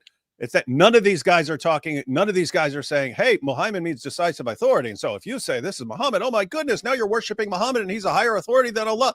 They're not interpreting it like that. That's the point. This entire thing, as DOC pointed out, all of this is just to rule out certain certain explanations of the word Muhammad that you guys keep using and that contradict the guys that came before you. It's like we're talking to kids. Yeah. It's like you walk in on a couple of doctors and they're disagreeing on what is the more appropriate medicine to give the patient. And then you conclude that the doctor who's lost that argument doesn't know anything and it shouldn't be a doctor and would have killed the patient. No, he's just saying this is the more appropriate view. Yeah, he That's wasn't all. he wasn't excommunicating him. Yeah. He wasn't calling him a mushrik or anything like that. It was, Our point was Muhaymin does not mean a supreme authority that decides right and wrong, because then that wouldn't have allowed Mujahid to have a view that it's about Muhammad. yeah. Right. Because right. that would make Muhammad decider of right and wrong over the Qur'an. Now, the fact that Tabari rejects him, when he does reject him, and we'll see how he does it. Well, Dean doesn't understand how or why. It's because he says, it's an issue with the pronouns. Oh yeah, well, which we'll talk about later. Yeah. He says, Muhammad couldn't have been the guardian because, the pronouns don't match. He doesn't say because the Muhaymin itself means something different, like what the Muslims want. That's our point. But it's like we're talking to little kids. Like, I don't know whether to pity them or tell them off, or it's like the nuance is a level, like, even though it's not that hard. Well, this has got to be above. Well, Just DOC, this has got to be frustrating because you speak Arabic and you're being told yeah. you're wrong. And we read it and we thought we ate because, like, this is going to show them this is obvious, this is clear. And we said it 10 times. It shows that when the scholars were discussing, that Muhaymin can never mean what Muslims say, that, it means corrector of other books. Because some of them said it's about Muhammad. And then because the Tabari rejects that view for different reasons, subtle, nuanced reasons. That Dean doesn't understand. That Dean doesn't understand. He thinks, he's rejecting the whole thing, meaning that Muslims are right. No, it doesn't mean you're right. Muhaymin does not mean supreme authority. Right. It doesn't. Otherwise, Tabari would have said, I reject it for that reason. Exactly. Like, I don't like to shout, but like, they are so, I'm sorry to say, like, the IQ is terrible. It's insane. Every time these guys respond to something, one, they misrepresent what we said, and then they give a response that doesn't answer what we actually said. And then all the Muslims cheer, oh yes, you humiliated them. And it's like, what? It's like, this is like some seriously mentally dysfunctional stuff here. But yeah, and then that's what's crazy. He just said, look, they like to quote mine. If you say here's what a word means and your earlier scholars say there's no way it can mean that, and they obviously rule out your meaning, that's not us quote mining. That's us pointing out that if you want to go with this, you just threw a lot of your guys under the bus and turn them into kafirs. Yeah. That's bad. In other words, that's bad. Dean responds, it's bad to say Mujahid the kafir who worshipped Muhammad. It's bad to say that from your own religion's perspective, so you should be more careful, and you're not.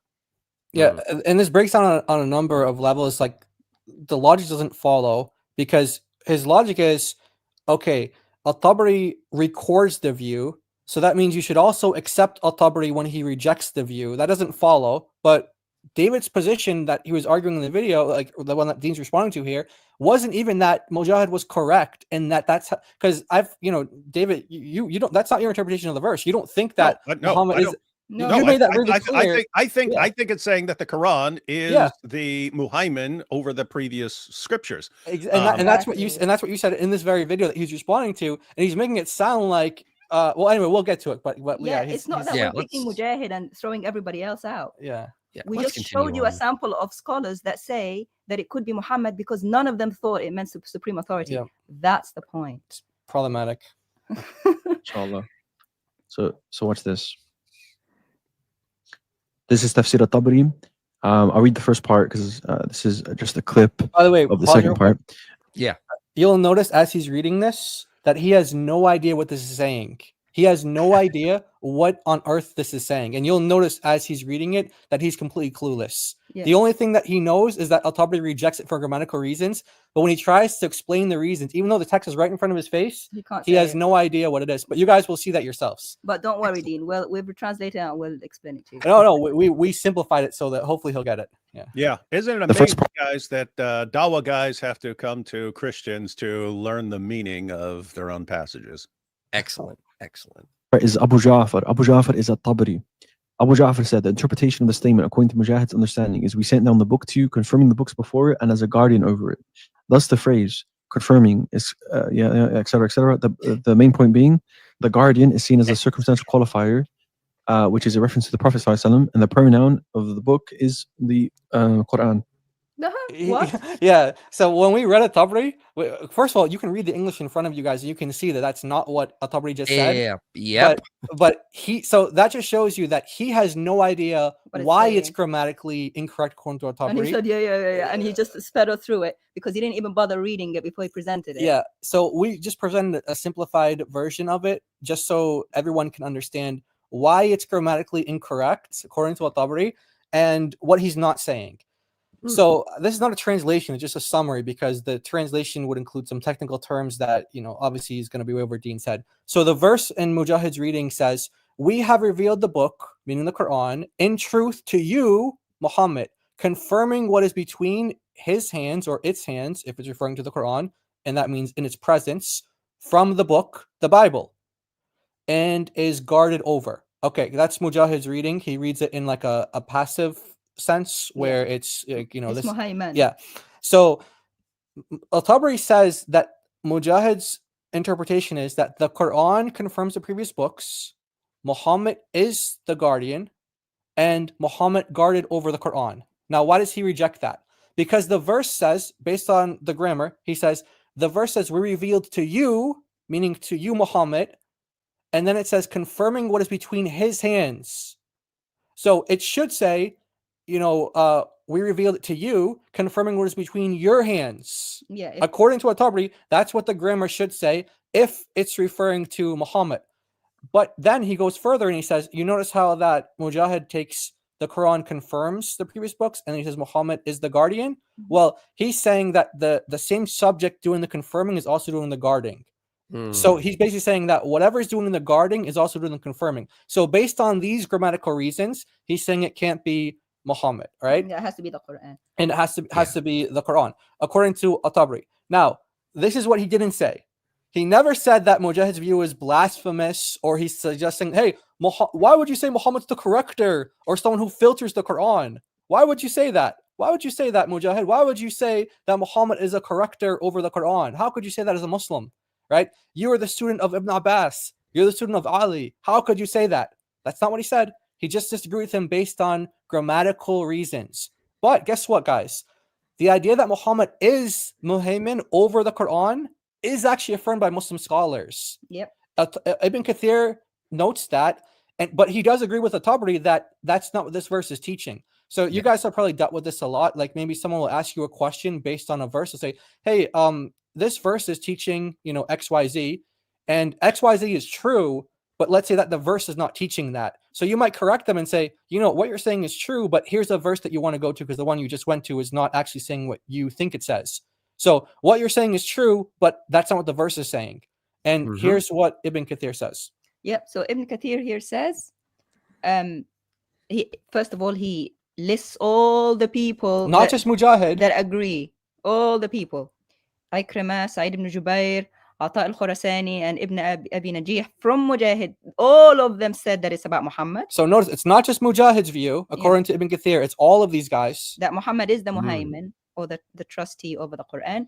He says, says this is correct in meaning. هذا فإنه صحيح في المعنى. Do you see that? صحيح. Do you see the word صحيح? You should know. You should know the word صحيح. Whatever his name is. Deen. You should know the word صحيح, right? He says فإنه صحيح في المعنى means the meaning is correct. That means, guess what? Muhammad really is the Muhaymin over the Quran. It's just not what this verse is saying. Exactly, because he goes on to say, but using this as an explanation of this verse requires interpretation. And then he goes on to quote basically what At-Tabari says and why At-Tabari rejected it for the grammatical reasons that we listed. So I don't know if you guys want to comment on that, but there's some more to add to this. But what do you guys think so far? No, that's pretty important that it's not just Mujahid. There's other that were arguing this, but again, the main point was that there's no way Muhaymin can mean like criterion or supreme authority, because these guys would have been committing blasphemy and saying that Muhammad's the Muhammad over the Quran. It makes more sense that they understood it in the sense of guardian, which again, this is not just one guy. You found other guys too. So yeah, this all makes total sense. Yeah, and the fact that it's correct in meaning. Like the Muslim scholars who don't take that interpretation are saying it's correct in meaning. That means if you affirm that Muhammad is the Muhammad over the Quran, even today, you're fine. Yeah. Theologically. It's just not what this verse is saying. Yeah, exactly. It's correct in meaning. It's just not what the verse is saying because the pronouns don't match. Yeah. That's an important point. I'm glad you brought that up. Yeah. Yeah, it's correct theologically. It's just not what the verse is saying. Yeah. So all these took the verse to mean that Muhammad is the Muhammad, that he's the guardian over the Quran, or it was guarded over by Muhammad. And then other Muslim scholars are saying, hey, well, that's correct, that he actually is the Muhammad over the Quran, but that's just not what the verse is saying. So I don't know what he's trying to prove by this, but he has no idea what exactly is going on. But I have a question. I have a question for David. I'll pick. David, he just left. Never mind. Bad time. Yeah, I think he had to take care of something. Oh, okay. It was a bad time to pick David. All right, I'll ask AP. Where did David go? We all wonder, but we all know what is really going on. You're hiding, boy. You're hiding, and you know you can't come out and show your face. Yeah, exactly. So AP, I got a question for you. So Dean, clearly he doesn't know Arabic or Arabic grammar, but he's appealing to At-Tabari as a source for what is authoritative in Arabic grammar. And so my question is that a good place for Muslims to go? Like let's say, okay, I don't understand something, but I'm going to appeal to this guy who is an authority for me in Arabic grammar.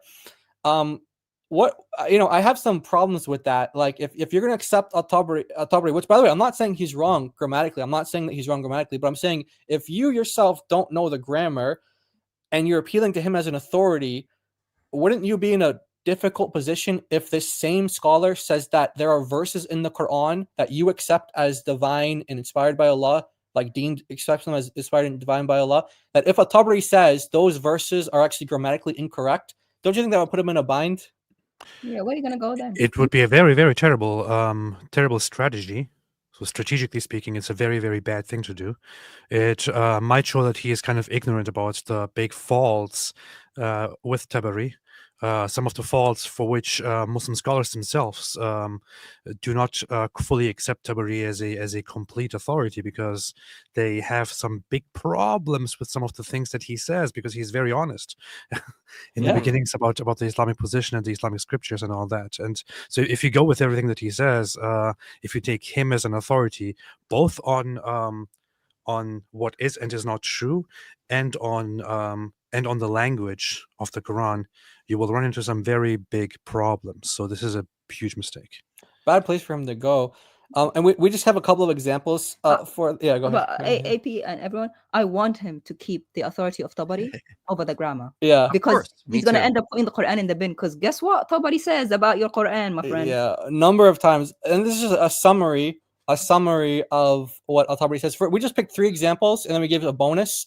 But if you take At-Tabari as an authority on Arabic grammar. Now, okay, I just want to be clear what I'm not saying. I'm not saying that I disagree with At-Tabari on chapter 5, verse 48, and why it's grammatically problematic to say that that's Muhammad. I'm not saying that, but I'm saying that if you, Dean, don't know Arabic, you don't know Arabic grammar, and you're just relying on At-Tabari, and you're saying because At-Tabari says it, because obviously you don't even know what's going on. You said the book has a pronoun and that refers to the Quran.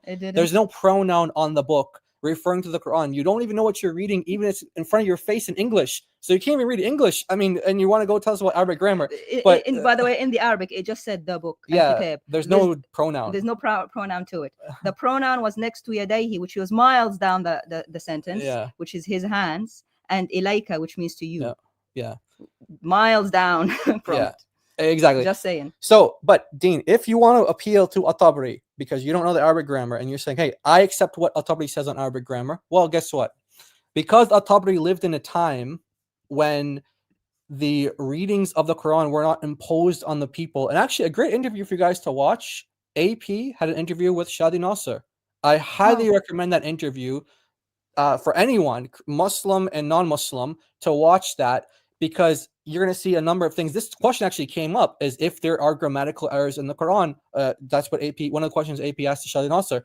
And you'll be surprised by his answer as someone who is an Arab and as someone who's a scholar of Islam, what he says. But Al-Tabari, because he lived in a time when these readings were not enforced on the people, this was about a generation later. And so this might be a little bit over Dean's head, but there was a period in history. There was a period in history where there were certain readings of the Quran that were enforced on the Muslims, and they had political power, and they could pressure people into, you have to accept these 7 readings, and eventually you have to accept these 10 readings. And so, without getting too technical into that, the point is that all Muslims believe that the readings that they have today are divine and that they're inspired by Allah. But Al-Tabari didn't have that view. He didn't have that view that all of these readings that Muslims accept today are divine and inspired by Allah. And so, just for an example, one of the readings, like the reading of Hamza in chapter 4, verse 1, he says that this is not eloquent in the speech of Arabs. Chapter 6, verse 23, Hafs, and the majority. The reason why I noted Hafs there is because that's the majority reading across the Muslim world. 95% of the Muslim world reads that. And then the majority of other readings also read like this in Hafs for chapter 6, verse 23. He says, according to the scholars of Arabic, this is irregular and not eloquent in speech. Chapter 6, verse 134, Ibn Umar says that, chapter 6, verse 137. Sorry about that. Chapter 6, verse 137, Ibn Umar says, in the speech of Arabs, that is considered ugly and not eloquent. Ugly and not eloquent. So what you're reading now, Dean, is not eloquent. It's ugly, and it's not. It's irregular, highly irregular. Yeah, this is very, very Islamic phobic about Tabari to say these kinds of things. Very Islamic. So actually, if you're gonna go with Tabari for grammar, you throw away your Quran right now. I mean, forget the Islamic dilemma. You become a kafir at this point. Because your Quran is ugly, not eloquent, and irregular according to your own Tabari that you went by the grammar of. Right? If you're gonna do that. So I see David. Oh, what happened? He left.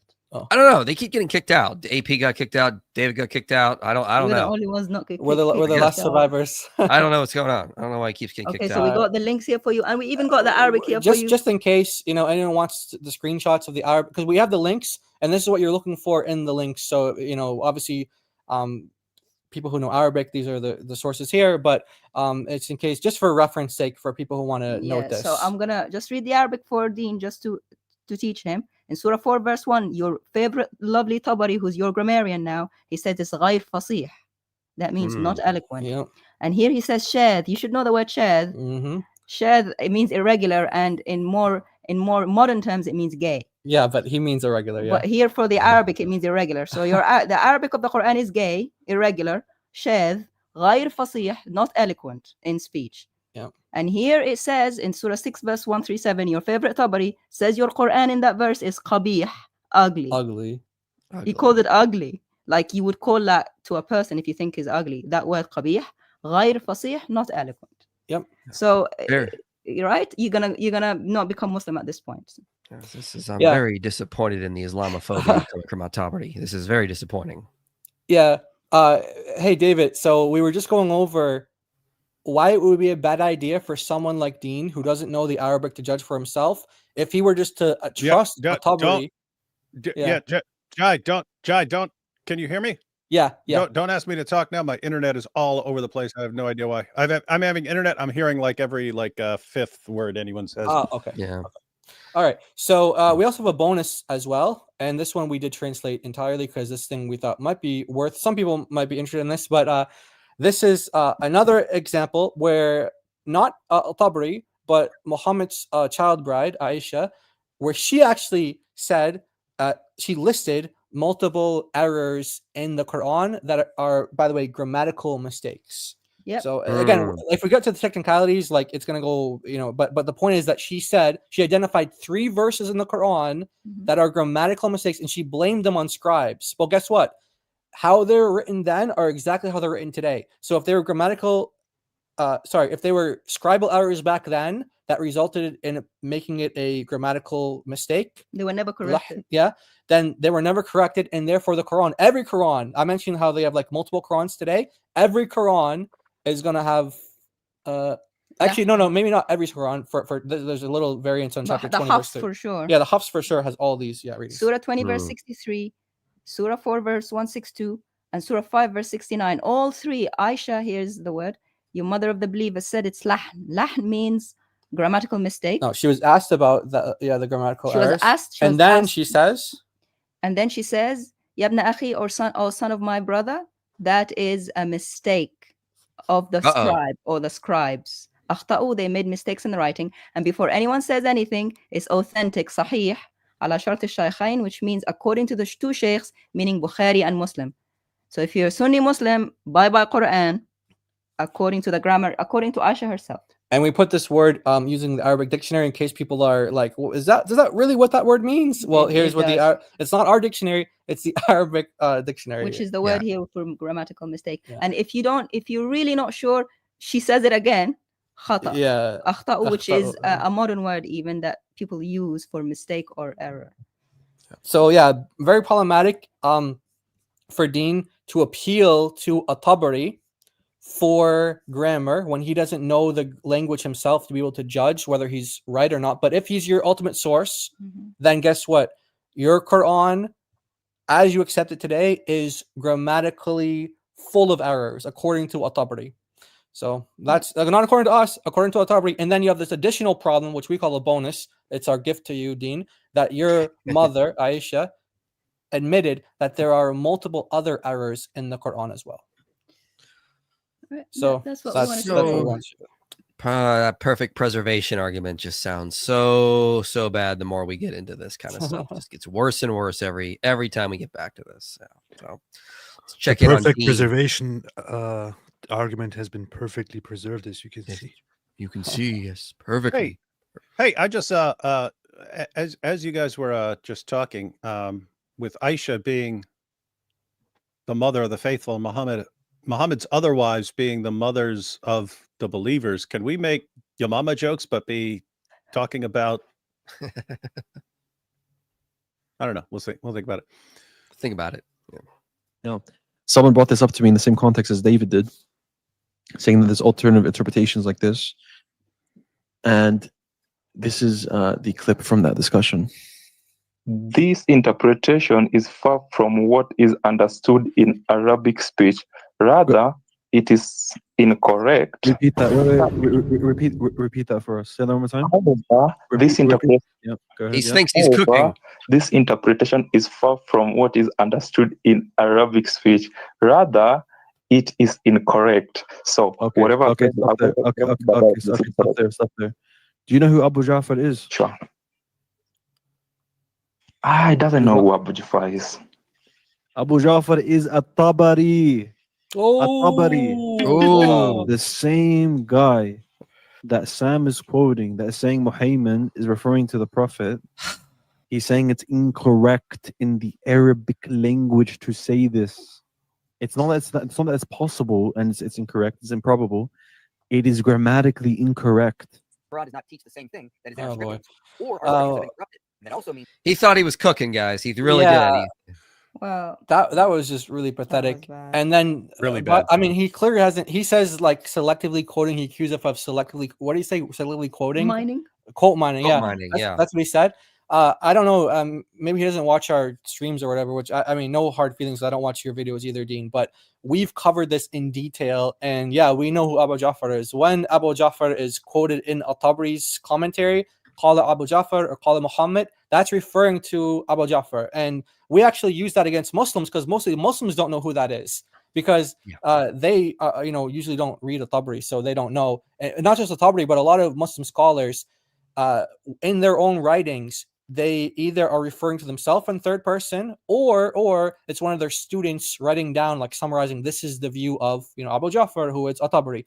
So there's different like reasons why they would do that. But the point is that this is not some hidden information that like we've hidden from the public. We've discussed this.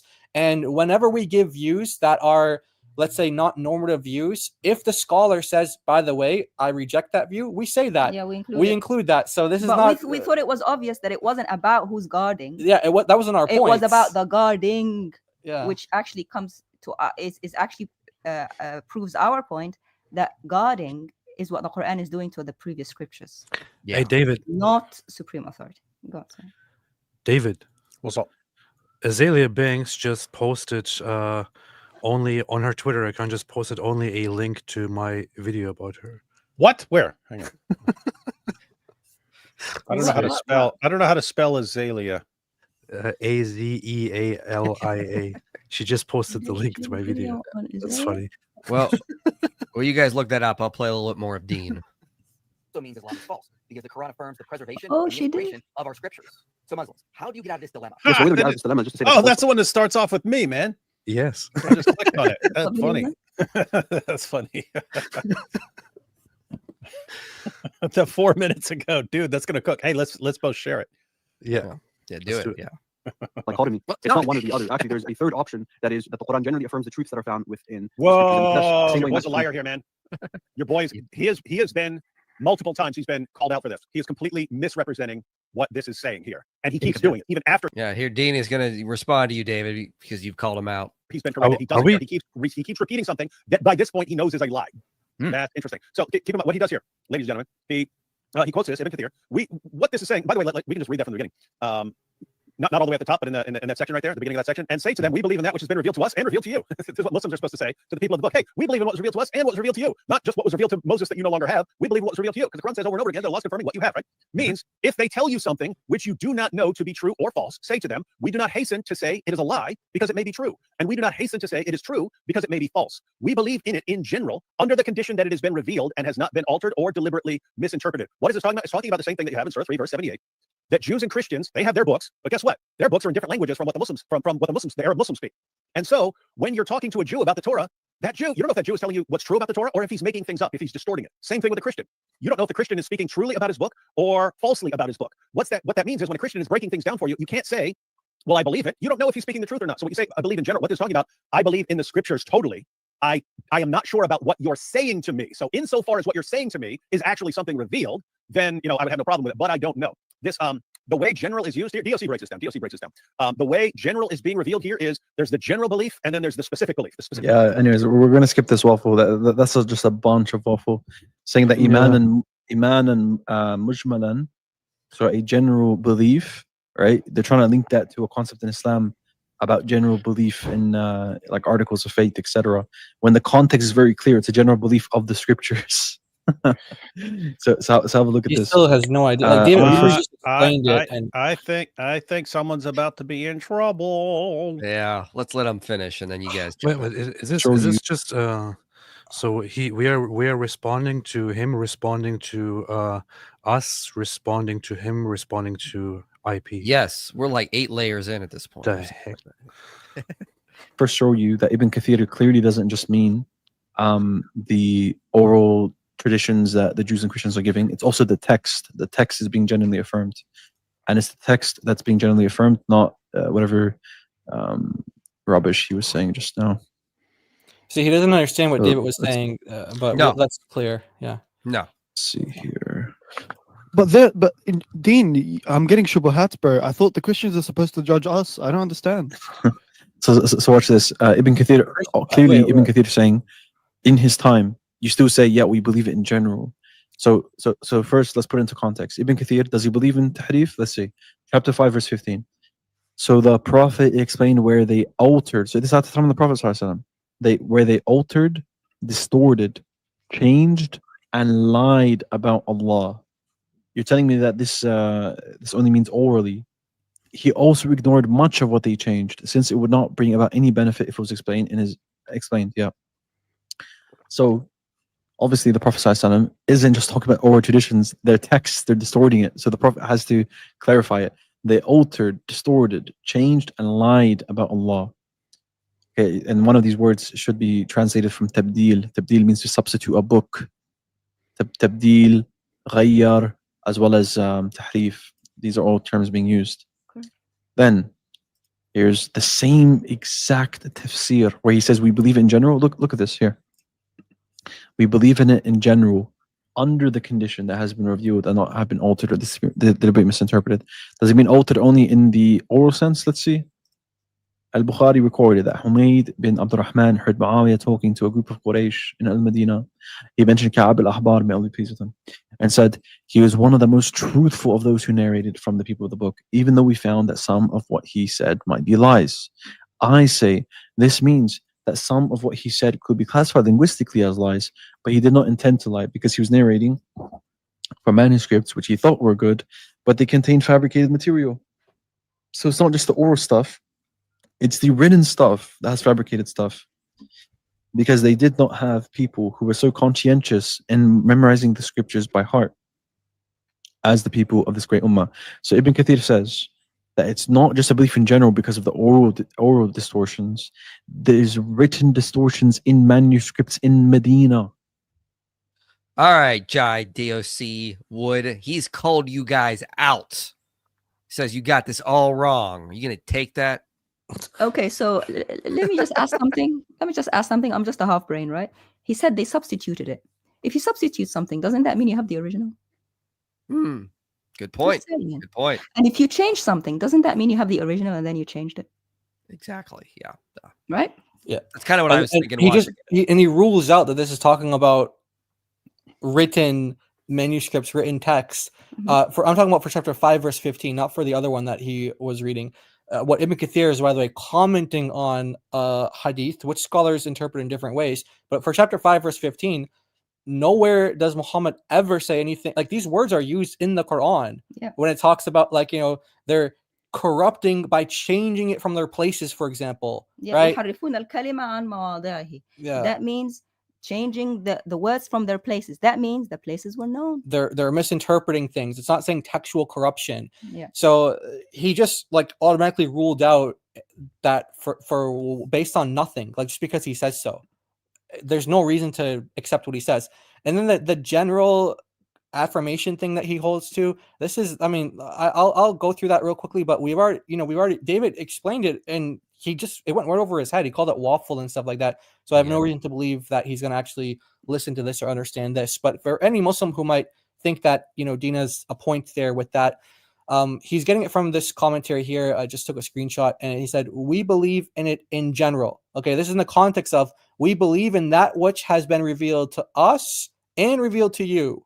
So if they tell you something, meaning the Christians and the Jews, which you do not know to be true or false, to say to them, we do not hasten to say it is a lie, because it may be true, and we do not hasten to say that it is true, because it may be false. We believe in general. And he's taking this to mean, okay, so generally we affirm it. And we've explained this, and David already explained this, but this word general here, it refers to, this is not really a good transition, because it talks about, it's like a general faith or general or summary of the faith. But this is what this refers to is, it's like a concept that's in Islam. It's like, for example, if you guys are reading a commentary and the commentary makes reference to general revelation, special revelation, it's not necessarily defined in that commentary. They're just kind of assuming you understand the concept, you know the concept. They're kind of just directing you to a concept that you already know about. So, okay, what's substitutionary atonement or something? It's not necessarily going to tell you or define that in the commentary itself. It's going to say, oh, that's what this is referring to.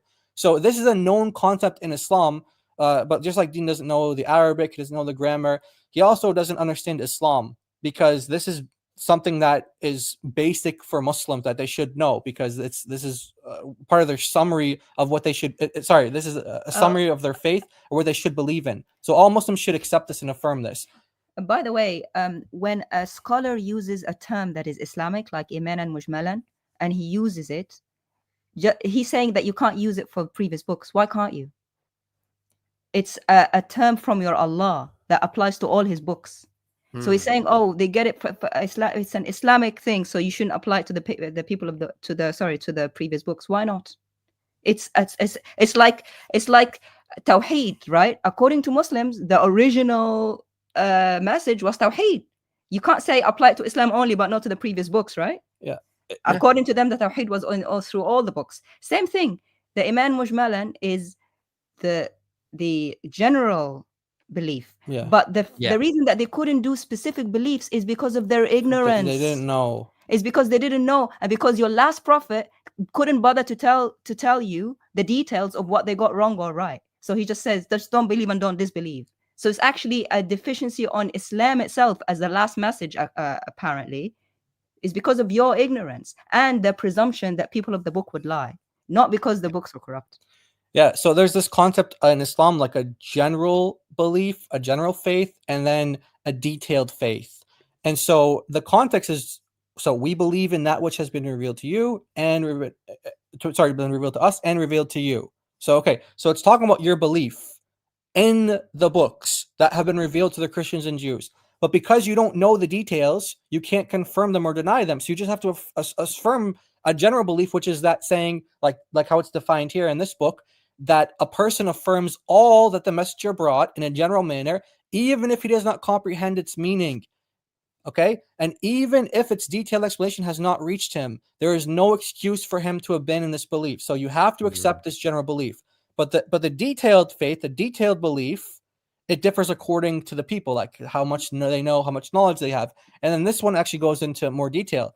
Not every Muslim is obligated to learn the specifics or the details, but it is an obligation that does require a Muslim to believe in general. I'm not just reading it verbatim here, but you can see the highlights here if you want to see exactly what the Muslim scholars say.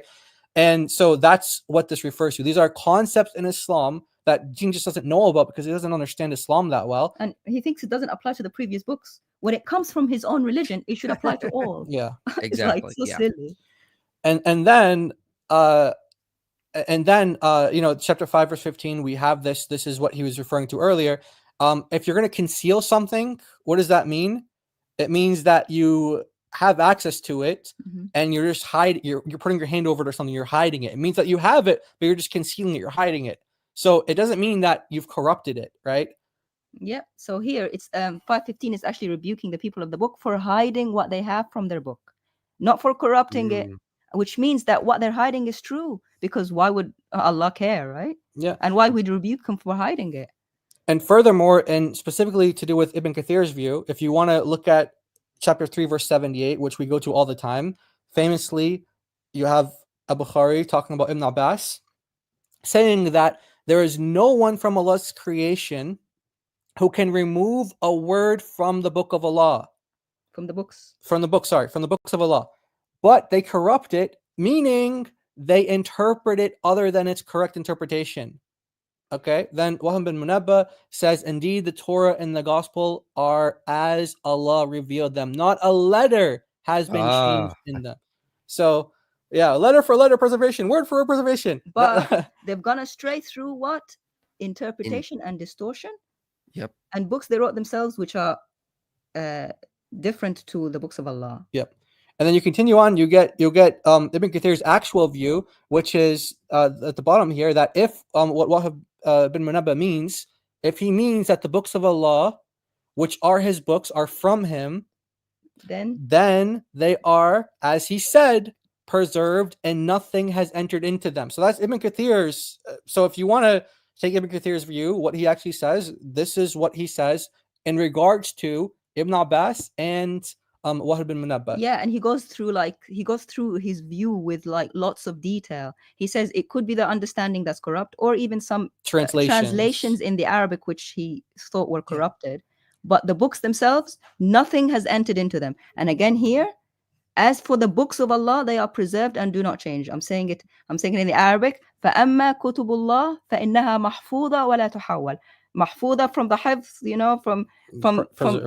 from the that verse that they love. Yeah. Chapter 15, verse 9. Yeah. That Allah is the preserver of the Qur'an. It's the same hifz thing. The books of Allah here are preserved, وَلَا تُحَوَّلْ, and they do not get changed. And here it says, مَحْفُوظَةٌ وَلَمْ يَدْخُلْهَا شَيْءٍ. The books are preserved, nothing has entered into them. Nothing. So if you want Ibn Kathir, this is his view, and he goes into it into detail. Yep. Surah 3, verse 78. So there you go. Yeah, it's very, very Islamic phobic of these guys to contradict the Dawah guys. I don't think that's very polite of them. It seems just very Islamophobic to me. Incredible. So AP had to take off. He's got to pick up his kids. He says he might come back if we're still streaming. But yeah, there you have it. There's Dean responds, trying to correct giant DOC who speak Arabic on the Arabic, which was, wow, that was something. And really, what all these Dawa guys are doing is trying to correct Allah and Muhammad. Yeah, right? It's a weird situation, but we're the ones who are defending what Allah and Muhammad say, not in the sense of we want to show that the books are true or something like that, but we're saying at least get it right what they're saying, at least accurately represent what they're saying. And these guys go to just pick and choose every commentary they go to, and pick and choose which parts of which commentary they go to, and all to come up with a meaning completely the opposite of what Allah and Muhammad intended.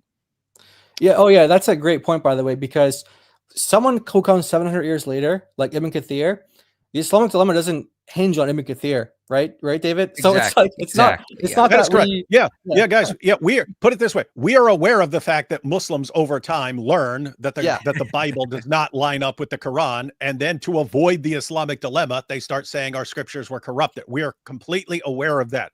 Our point is, anyone who comes later and says your book has been corrupted is not saying what Allah and Muhammad say. And if you're saying no, that is what Muhammad and Allah were saying, chapter and verse. Yep. Chapter and verse. Where is it? Where do they say our books have been corrupted?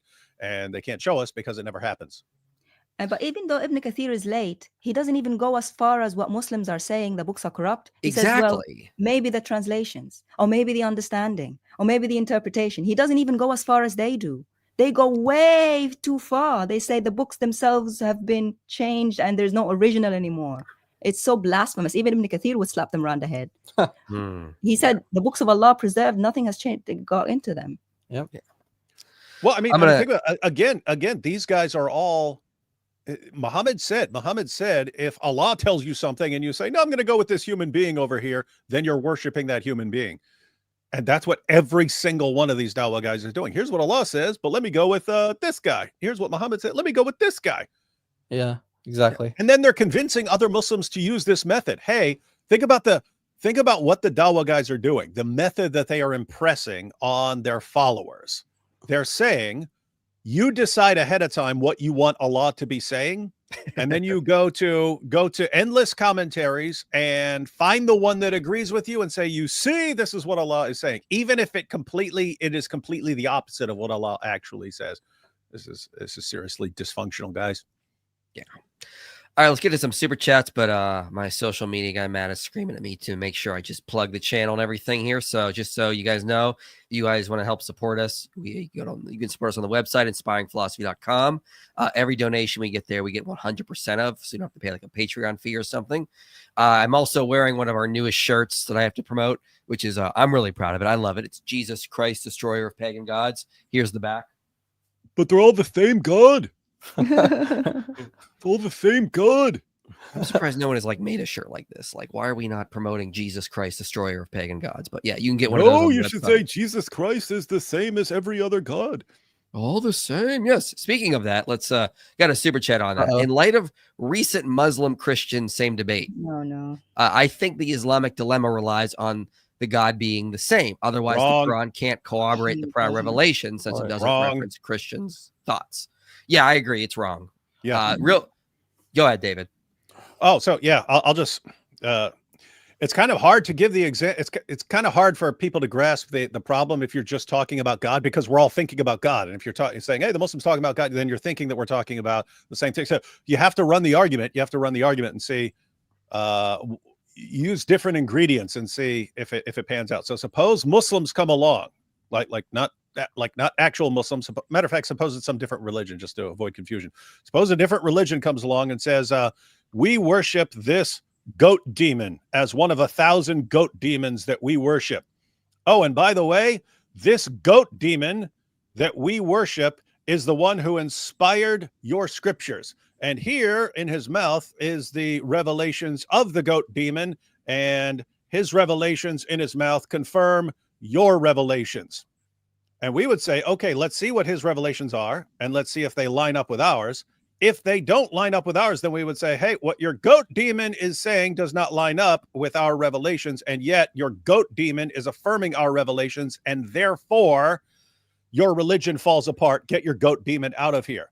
So what New Gloff is saying is that if someone came up and said that, then we would have to grant that the goat demon is the same and our God is the same to have this discussion. Dude, no, I don't know what. Well, here's what I would say. I mean, we don't have to affirm that. What we have to say is that the Quran assumes that. Yeah, and we don't have to argue an atheist could argue the entire time, and no, you don't have to. You wouldn't have to grant. You wouldn't have to grant. If you're an atheist looking at this, you wouldn't have to say, if we're talking about Muslims, well, in order to understand that the Quran is affirming these scriptures and so on, therefore Christians and Muslims must worship the same God. You could be, no, you could, as an atheist, say, no, they're obviously worshiping different gods. Look at how these gods are described and look at what they're saying and look at the origin of these beliefs about Allah. It's a pagan origin. But nevertheless, the Quran is confirming those scriptures, and those scriptures contradict the Quran, and therefore Islam self-destructs. So people are leaning way too heavily on some argument from reference and stuff, and you're just I'm kind of a fan of some of the common sense philosophers like Thomas Reid. Thomas Reid said, if you're walking on a path in the woods and you think, wow, what a great path, and you might be walking along that path and thinking, hey, this is great, and other people might be following you, and all of a sudden, boom, you fall into a coal pit. Say, okay, you were on the wrong path. How do you know? Well, a good path is not supposed to lead you into a coal pit. That's kind of, so he was talking about skepticism in that sense. If you have some argument about skepticism and stuff like this, and you should be skeptical about this, and it's leading you to absurd conclusions, you probably got some problems in your argument. And I would say here, if your argument is forces me to claim that if someone comes along and says, here's my goat demon, and I worship a goat demon, and I say that my goat demon revealed the Bible, we have to therefore agree that we worship the same being that the goat demon worshipers are. Okay, even if I had no clue where you're going wrong, I would say you got a problem with your argument. I already know it ahead of time. Just to summarize what all that's saying is, like, we don't have to affirm we're worshiping the same God. This is a modified internal critique. So we could just point out the Quran seems to assume that. That's why the Islamic dilemma can work. It's we don't have to assume it. The Quran assumes it, but that's the problem. Yeah, and I don't get this whole argument, because I've heard a lot of Christians, when talking to atheists, when atheists describe what they think God is, I've heard Christians be like, yeah, well, that what you just described, that's I don't believe in that God. That's not my God. Or like, if like you have a Muslim coming and saying, oh yeah, God is not triune, and you come and proclaim, hey guys, that's what they're describing is not God. This is the true God. I don't get, because you're disagreeing with them means, oh, we're referring to the same thing. It's like, no, I'm saying that's not God. What they're proclaiming is not God. That's another God. That's a false God. This is the true God. And in the Old Testament, the false gods did claim to do stuff that the real God does. Right. Like give provision, rain, fertility, all that stuff that the real God does. But nowhere in the Old Testament or anywhere in the Bible does it say, oh, because those gods claim to do the same thing as what the real God does, then we're talking about the same thing. In fact, Elijah said, pick one, either Yahweh or your gods. And they all thought that their gods, the Baal, could send fire from heaven. Mm-hmm. They thought that he could do the same thing as Yahweh could. Yeah. But they weren't talking about the same one, were they? Yeah. Or like, as famously says in Joshua, like, choose this day whom you will serve. Like, choose this day whom you will serve. Like the gods over the river, or like, Yahweh, the true God. And as for me and my house, we will serve the Lord, Yeah. And so anyway, but yeah. Have you ever come across a scholar that makes you think, who decided this guy deserved a PhD? Oh man, have I ever? Yes, I have. I've come across that a lot, for sure. Mimi Hijab. No PhD. Does he have a PhD? No. I don't think so. No, not. He doesn't even deserve them. You know why we know Muhammad Hijab doesn't have a PhD? Because we've not heard it a million times. That's true. The moment he does, he'll never shut up about it. Yeah, he'll never shut up. Yeah. I don't get it. Can his dad just give him a PhD? From, he just went up Cambridge School of something. Yeah, Cambridge Training College. Yeah. Well, he recently has been wearing the Azhar cap, the university in Egypt, and I don't believe that, because unless he bought it from them, he can't recite the Quran. Yeah, and that's the bare minimum to get into Azhar.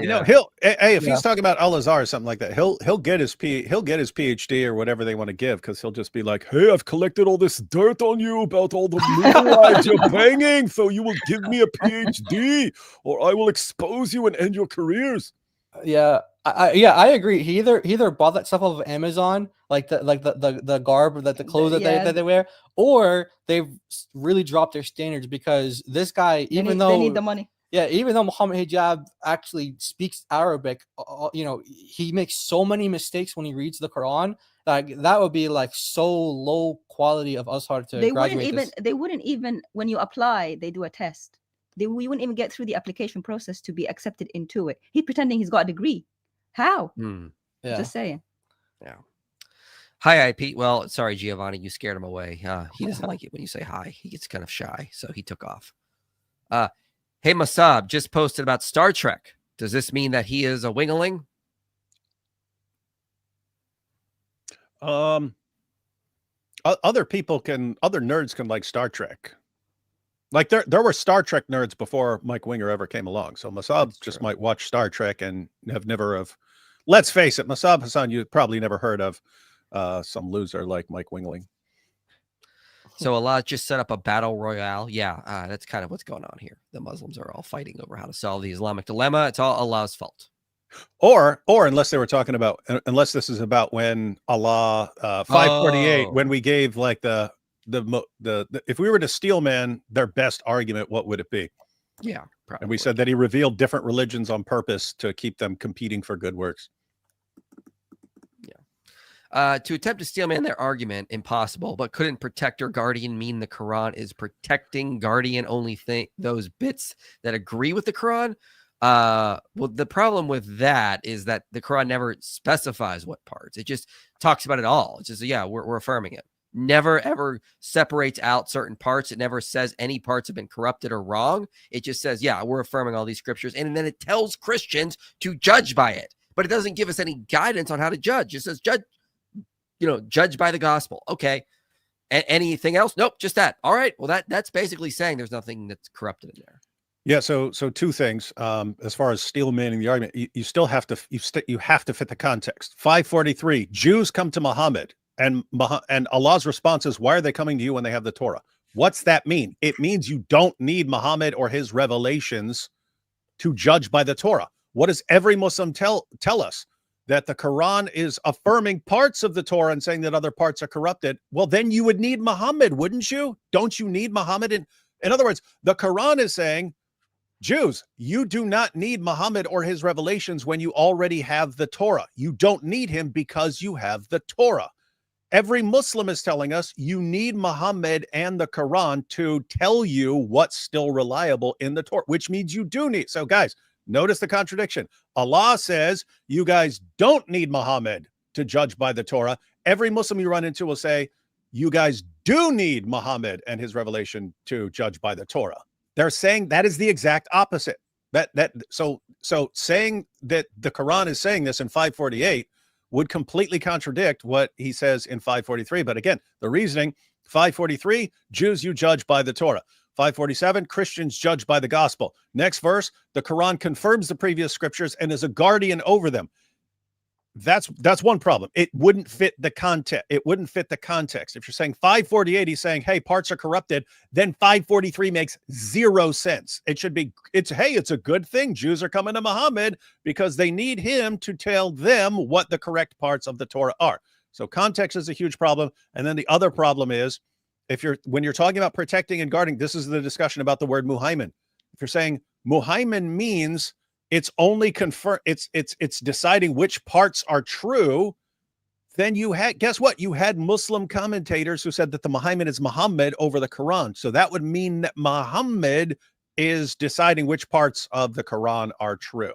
And keep in mind, a Muslim could say, well, yeah, but he decided that they're all true. It still makes him the authority, if that's the interpretation you're going with. Muhammad would be the authority over the speech of Allah. And so however you look at it, this interpretation just makes no sense. Hey, IP, McClellan cited paper, religious credence is not factual belief. To claim religious bias is fundamentally different from secular. Read it, thoughts. Yeah, I've not read it. I just did look up the abstract here really quickly. I'll take a look at this. I'm already seeing issues in the abstract, though, because like this is a false dichotomy. I mean, you can have overlap when it comes to like a religious credence. Like I can have a religious credence that Dan McClellan is always right. Does that mean that like, and for someone like someone like some of his fans are going to say, yeah, he is always right. But I mean, like, I got to have a religious credence that water exists. I mean, like, this is a weird dichotomy from what I'm seeing, but I will check the paper out and read it. I'm already not impressed, and I'm already seeing such like an arbitrary line that's being drawn in this. But it's a philosophy paper, let's be clear. And philosophers, as we know, disagree on literally everything. So that needs to be taken into account. This is not like a study that was done or anything like that. AP, as a cat human, you delivered another great debate. I'm now even more confident that Muslims do not worship the same God as we do. Yeah, AP did a phenomenal job for sure. Really? Yeah. Wait a minute. Hold on. So you talking about when they just had a live stream yesterday? Yeah, that one. Yeah. I didn't see the discussion. I did look at the comments, and the comments were seemed to be overwhelmingly in favor of AP. But are you telling me that AP, who's he's not even fit to be baptized yet, according to his own church, that this guy went in with Trent Doherty, philosopher extraordinaire, and Cameron Bertuzzi, and did a good job? Did an amazing job, yes. Huh. That's interesting. Now I think they might have a problem with their view if some random guy off the street came in and schooled them. Giovanni says, if he wanted us to compete in good deeds, then why did he only give the Muslims bad deeds as commands? Yeah. That's a good idea. Just get ready for my debate coming up in a couple of weeks here on which is better for humanity, Christianity or Islam. I have done giant DOC type research when it comes to tracking down studies on the effects of Islam. So get ready. Hey, it's kind of funny. This is a funny point. It's like if Allah means what he says in 548, that he gave, different books and revelations to different communities because he wanted them competing in good works, he sort of set up the Muslims to lose that one. Yeah. Oh, hey, let me give them all the evil stuff to do and banging kids and all this other stuff. Like, okay, well, you set them up to fail. That would be a funny argument, guys. They compete because they compete in child marriage and we compete in opposing it. Yep.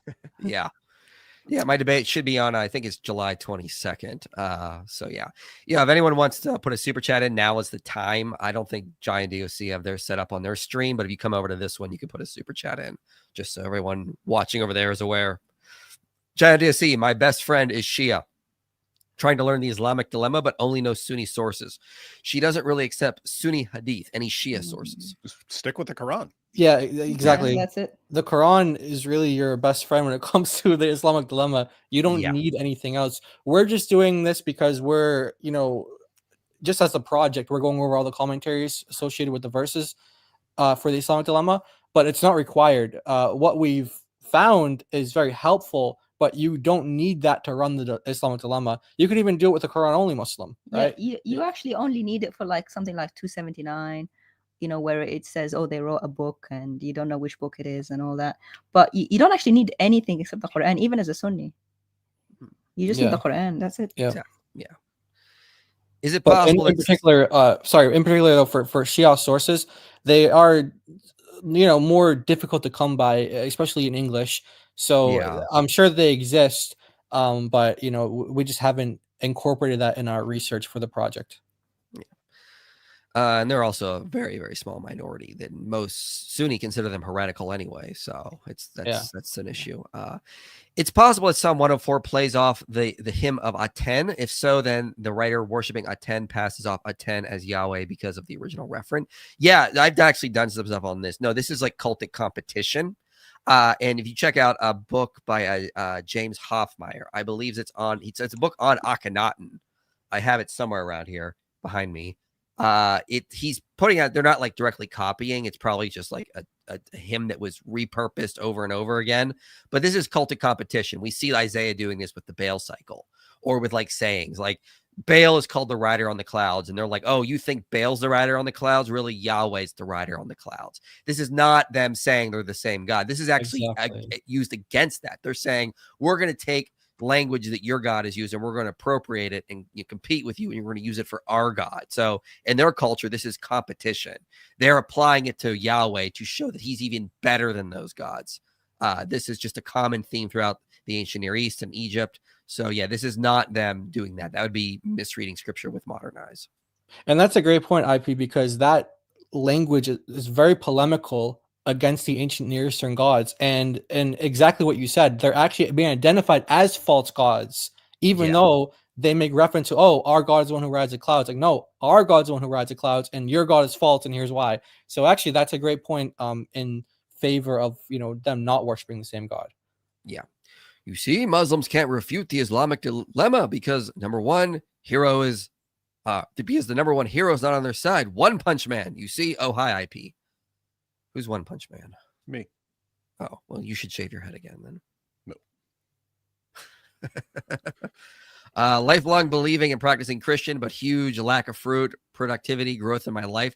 How do I know if I'm truly saved? If not, what do I do? Well, the good news is you're saved by grace through faith, not of works, so that no man may boast, as Ephesians 2:8-9 says.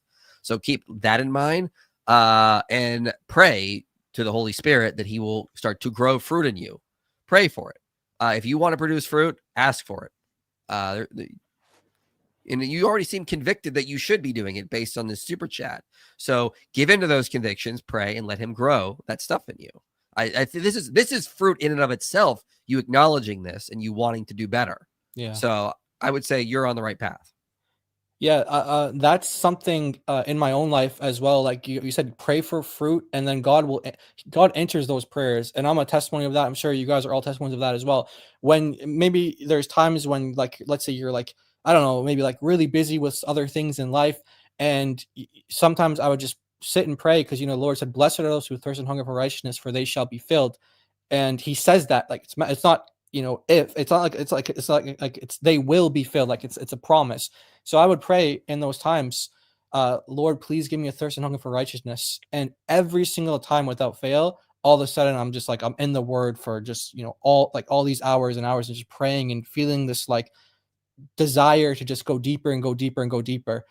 So I've never been in that position where I'm not like I'm questioning or something like that, but I've been in positions where I, you know, need that, you know, the fire, you know, to come back, and, you know, don't want to like get so busy with life that you kind of like put these really, you know, things that you should be doing to the side or something like that. And so when you do feel that way, that's a really good prayer to pray. Like IP said, pray that God will produce fruit in your life. Pray that He will give you a thirst and hunger of righteousness, and He promises He will fill. And same thing with wisdom. He actually makes a specific there's actually a specific verse in James that if you ask for wisdom, He will give it to you.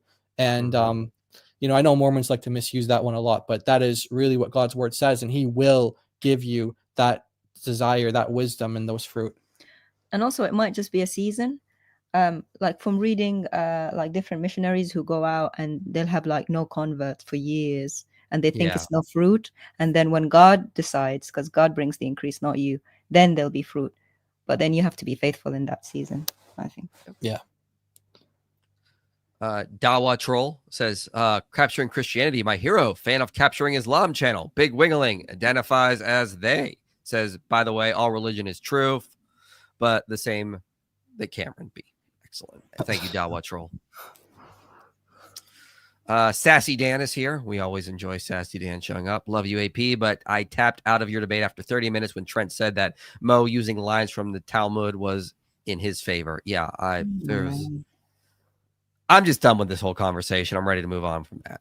That doesn't seem like it's going away, though. Yeah, you're gonna have to deal with it. Yeah. Isaiah 7:114 says, Alma, then a virgin, meaning we have a virgin birth in the Old Testament, or did the meaning of Alma change in the Septuagint with Partheneos? Is it typology or exclusively about Jesus? Yeah, there's different opinions on this. It seems to be a typology because, like, Paul Copen will say it's typology, and I think Daryl Bach will say it's not. So you'll get different opinions on this, but either way you take, you could still use it to point to Jesus. Yeah. So I mean, the whole issue with the whole Isaiah 7:14 just being young woman, it says she shall give birth, and it's like, well, it's a weird sign that happens every day. How can that be a sign? So there's a whole huge debate on it. I'm not, up to date on, but yeah, that's what I would say. Different. There's a book that I recommend by, I think his name is Christopher Rico. I'm trying to pull it up on my Kindle right now, but I can't find it. But it's on this topic of what does like alma mean, and he actually goes into a bunch of rabbinic sources as well, where even like Rashi, for example, in Song of Solomon chapter 1 verse 3, where the plural of alma almot is used, and he actually says that means virgins there. And he makes a really, really strong case based on the Hebrew. And then he goes into the Greek as well, because I think that's his scholarship. It's in the Greek, but he focuses on the Hebrew as well in this book. And he makes a really strong case that, yes, it does mean virgin.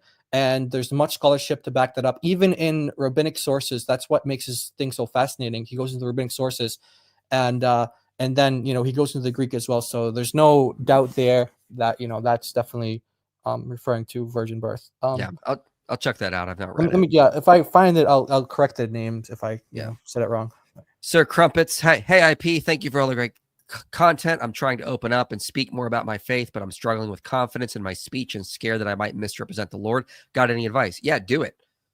Again, you can't be worried that somehow works are going to be a problem. You're supposed to go out, stumble, get picked up, keep working. The way you're going to get better at it is by doing it. Moses had a speech impediment, and God still sent him to Egypt. And then by the end of his life, he gives the speech in Deuteronomy. So he obviously grew. To grow to that level, you have to go out and start doing it. So go out, mess up a bunch of times until you get it right. But that's what you need to do. If you wanna learn to ride a bike, you got to fall a bunch of times. I found the book. Yeah, I found the book. So it's called the Mother of the Infant King, and it's Christopher Rico and Peter Gentry. Oh, okay. Yeah, so definitely recommend that. It's a great linguistic study on the word alma, and they go into the Parthenos in the Greek as well. The mother of the what? The Mother of the Infant King, Isaiah 7:14, and it's not Christopher, it's Christoph with a CHRISTOPHE. Yeah, I'll look that up. And then Rico, and then Peter Gentry is another Septuagint scholar. Yeah. Eastern Orthodox Patriarch Kirill said Muslims and Christians believe in same God back in 2017. Do you, if that's true or not? From what I see, B says it recorded. We just don't agree at the end of the day. AP's discussion. Sorry, yeah, you probably don't want to keep going on about that. Yeah, go ahead. Yeah, it's such a stupid topic at this point. Like, can we just get back to fighting Islam and stop fighting among ourselves? Like, honestly, this is not helping at all. This is just making things worse. And Cameron, who started this, needs to stop it. Like David has pointed out, it's like when you say it, and the fact that you have to make like a 50-page clarification on what you don't mean, it's better just not to say it. Like, it's not helpful. It isn't, no. Yeah. Didn't Dean argue to Avery the people of the book are the Christian converts to Islam and their interpretation of the Bible in light of the Quran? He argued that? If that's referring to chapter 10, verse 94, I'm trying to remember if that's Dean who argued that or someone else. It just goes to show the different answers to the Islamic Dilemma all done a lineup. Yeah, I know we did some response to when they were quoting 1094, and I don't know if it was Dean or not, but someone was arguing that there are some commentaries that say that when it's referring to the people who read the book, before Muhammad, that's referring to the Christians and Jews who, believed in him. And then there are just the commentaries who say that it's just referring to people of the book in general. But the point of that verse that we bring out is it's the book that's authoritative, right? That's the book. It's not the people, it's the book. Yeah. So, whether who's reading is converts or non-converts, it's the same book that they need to read. That's where the authority is in the book. Yeah. Thank you, Eddie, for the super chat. How did Mo not know enough to retell prophet stories? He probably heard them. They called him the ear in the Quran because he just heard a bunch of stories and repeated it all. So he's probably hearing a bunch of stuff and just regurgitating what he's hearing. No, and that's indisputable. You see that over and over in the sources. These guys get together and tell stories and recite poetry and stuff. Guys, this is before the internet. This is before television. This is before radio. How did people entertain themselves back then? Yeah. They just sat in the desert around the fire and talked about the stories they heard. And told stories. And Muhammad supposedly before he's a caravan robber, he's a caravan trader. And so he's traveling around and hearing stories. And guess again, that's the as IP just pointed out, that's the criticism of Muhammad in the Quran. It's this is not us saying he's getting this stuff from other people over and over again in the Quran. That's what the Quran responds to. Says, hey, they say, we've heard this before, you're stealing this from other people. They say, oh, he's just an ear. They say which means that this is the criticism of Muhammad during this time. Dude, you're just copying this stuff from other people who are telling the same story. Yeah. And interestingly, in the verse where it says, they say you're an ear, he admits, he says, yes, an ear that hears good for you. So he admits he's an ear. Yeah. How did this guy find a picture of me from my old rap days? I'm a little worried here.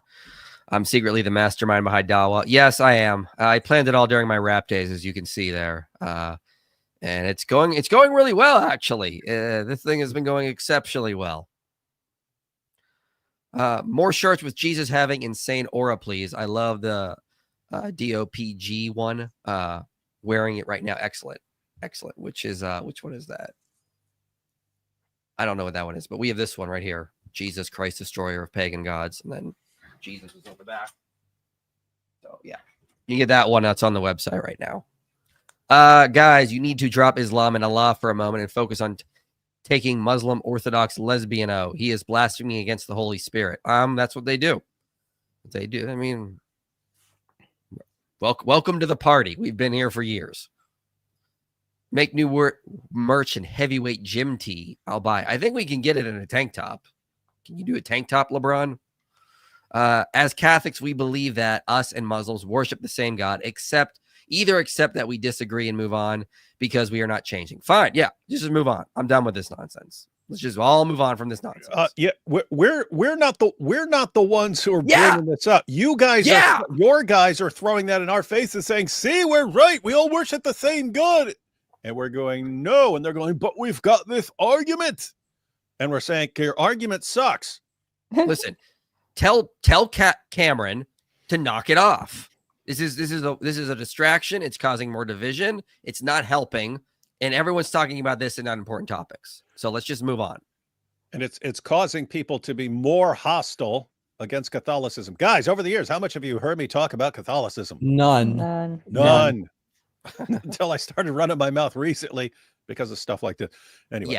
Yeah, I keep seeing people, making these like Twitter threads and stuff like, oh yeah, these, like the guy said earlier, the Islamic Dilemma requires same God. Like they just keep, they're not stopping. They're not stopping. And they're bringing on yourselves. Yeah. And then when we respond, they're like, it's like, okay.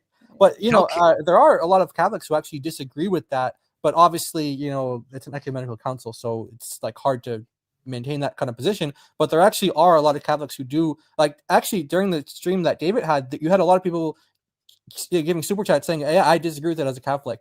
So there are people who disagree with it even within Catholicism. I don't know how they kind of pair that with it being ecumenical, but they exist.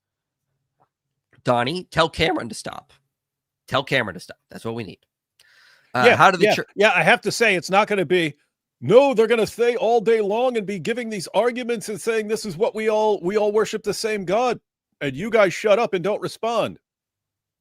No, now you're sounding like the Dawa guys. We'll say all this. We'll say all that. We'll give all these bad arguments, but don't respond. Yeah. How did the church react to the rise of Muhammad? Well, they had to get armies going because they were invading and conquering Christian lands. And they had to fight them off as best they could. That's kind of what happened. They were trying to fight for their lives and their land for many, many years. That's how they reacted. Yeah, I recommend reading Sophronius, who was the Patriarch of Jerusalem at the time when the Muslim armies invaded Jerusalem. And it's like very painful to read his writings. He says, he's like, these barbarians are like flooding our streets with blood, and he's like asking the question. He's like, did we do something wrong? Like he's like asking God, like, did we do something wrong? Like what happened? So why? It must be because we'd sinned or did something wrong. But because these guys are just, our streets are flooded with blood. We can't even go to our churches, and these godless people are, these armies of godless people are taking away our rights to go to churches, and like this is during Christmas time, and like we can't go to the church in Bethlehem, the Church of Nativity, and it's like they're stopping us from worshiping. They're threatening slaughter, destruction, etc. it's really painful to actually go through the church's reaction to well, I guess to early Muslims, early Muslims. Yeah. So, Yeah, read Cornelius of, Reading God's Path by Robert Hoyland about what they were doing. It's pretty intense. Yeah. My Jesus is not for different sects of Christians to debate whether one is a true follower or not. My Jesus is truth and life. Thank you. Hey, Michael, forgive me if this is off topic, but I wanted to ask if you have any good books on the Christian perspective concerning transgenderism, homosexuality, and the science of such things. Yeah, well, let me grab one here. Is it Robert Gagnon? Yeah, this one here. Yeah. I just read it recently. Also, Sam Alberry's got a short little book that's pretty good, but I would say that one. David Wood, great scholar on that topic. Yeah, he's the go-to guy, Robert Gagnon. David Wood, who's stronger, One Punch Man or Goku? One Punch Man. Although I have no idea about Goku stuff. I'd say Goku. I'm gonna have to disagree with you on that. Then you need to watch One Punch Man. David, why are you awake all night crashing out on X? What's crashing out on X mean? Crashing out is like going wild, like being crazy. Oh yeah, no, I stay up all night because I stay up with my kid. But yeah, then I guess I crash out on X because I'm sitting there, and then like every time I go on there, I see a bunch of annoying stuff, and then I guess I crash out if I'm using that correctly. Yeah, it's mostly like someone like freaks out or goes off or something. Oh yeah. Oh yeah, I guess because this morning right before I went to bed, I said something like, "Hey, I should make a video titled how Cameron Bertuzzi made me reject Catholicism or something like that." Yeah. Oh yeah, I saw that. I kind of was like, please don't. Can we stop? Can we just move on? But I mean, seriously. But I thought of a funny argument, so I might make it. We'll see. Uh-oh. Kate Schumann says, "Where is my child? Where is he?" Yeah, where did AP go? Kate Schumann's here looking for him. Well, he went to pick up his own kids, Kate Schumann, so maybe you're going to stream a little bit with him, right, David? You're going to be on his channel like in an hour or something. Yep, there's something he wanted to cover. Some super based Orthodox guy talking about Islam, apparently. Excellent. So for anyone still watching, just real quick, if you wanted to help donate, again, go to inspiringphilosophy.com/give. Right now, we're actually funding some research on gospel reliability. So while the Quran is collapsing, we're actually working on some important studies. We're not doing it. Scholars are doing it. Than is helping publish some of these, but he's working with scholars to show the gospels are actually far more reliable than what people have known about in the past. And so we're putting actual mathematical models on the gospels, and the preliminary results are revealing some very interesting data. So there'll be some research coming out on undesigned coincidences and undemestic congruence as well. So donations help support that, and also keeps helping us make videos, keeps helping us research. So any donation, we really, really support. We really, really appreciate and need. So just go to inspiringphilosophy.com/give. So anything else you guys want to say before we close this out? I would just, I want people to keep, like, everything in Dawah is basically a big smokescreen. That's what it is. It's don't lose sight of the issue. You've got almost all Muslims believing one thing, that what the Quran is really saying is that the previous scriptures have been corrupted and everyone needs to become Muslim and just go to the Quran now. And guess what? The Quran never, ever says that. The Quran says the exact opposite of what Muslims actually believe. And we keep pointing that out. And we're saying, hey, if you're claiming that, chapter and verse, very easy. Give us the chapter and verse where Allah says, hey, previous scriptures have been corrupted. That's why everyone needs to go to the Quran now. And they can't. So what are they doing? They're playing like musical commentators and stuff, going to various commentators, looking for someone who agrees with them. Yep. And what they're eventually looking for is someone who contradicts Allah and Muhammad, says the exact opposite, and says, here's what the Quran is really saying, even though it's the exact opposite of what Allah and Muhammad are saying. Don't fall for this nonsense. What you should all be learning right now is they do not have a response. If they had a response, they would have given it. We've gone through tons of their videos and responses. What is it? Oh, well, this commentary says it's never. Here's the chapter and verse that says your book's been corrupted. Why? because it's not what the Quran says. That's our point. Yeah, exactly. Yeah, so that's basically that. And Islam is false and Jesus is Lord. That's my final word. Excellent. All right. We'll be. I have a video coming out tomorrow showing how ChatGPT debunks Lily J, and then I'll be streaming again Monday. So come back for that. I think we'll be doing something hilarious. But anyway, thanks for coming, everyone. We'll see you guys next time. You made it to the end of this video, which means this message matters to you. If you want to see more content like this reaching people for Christ, you can help make it happen. Your support makes these videos possible. Click the link below and donate today. And if you want to go even deeper, consider joining our Patreon community. You'll get early access to videos, behind-the-scenes content, and a place to connect with others passionate about this mission.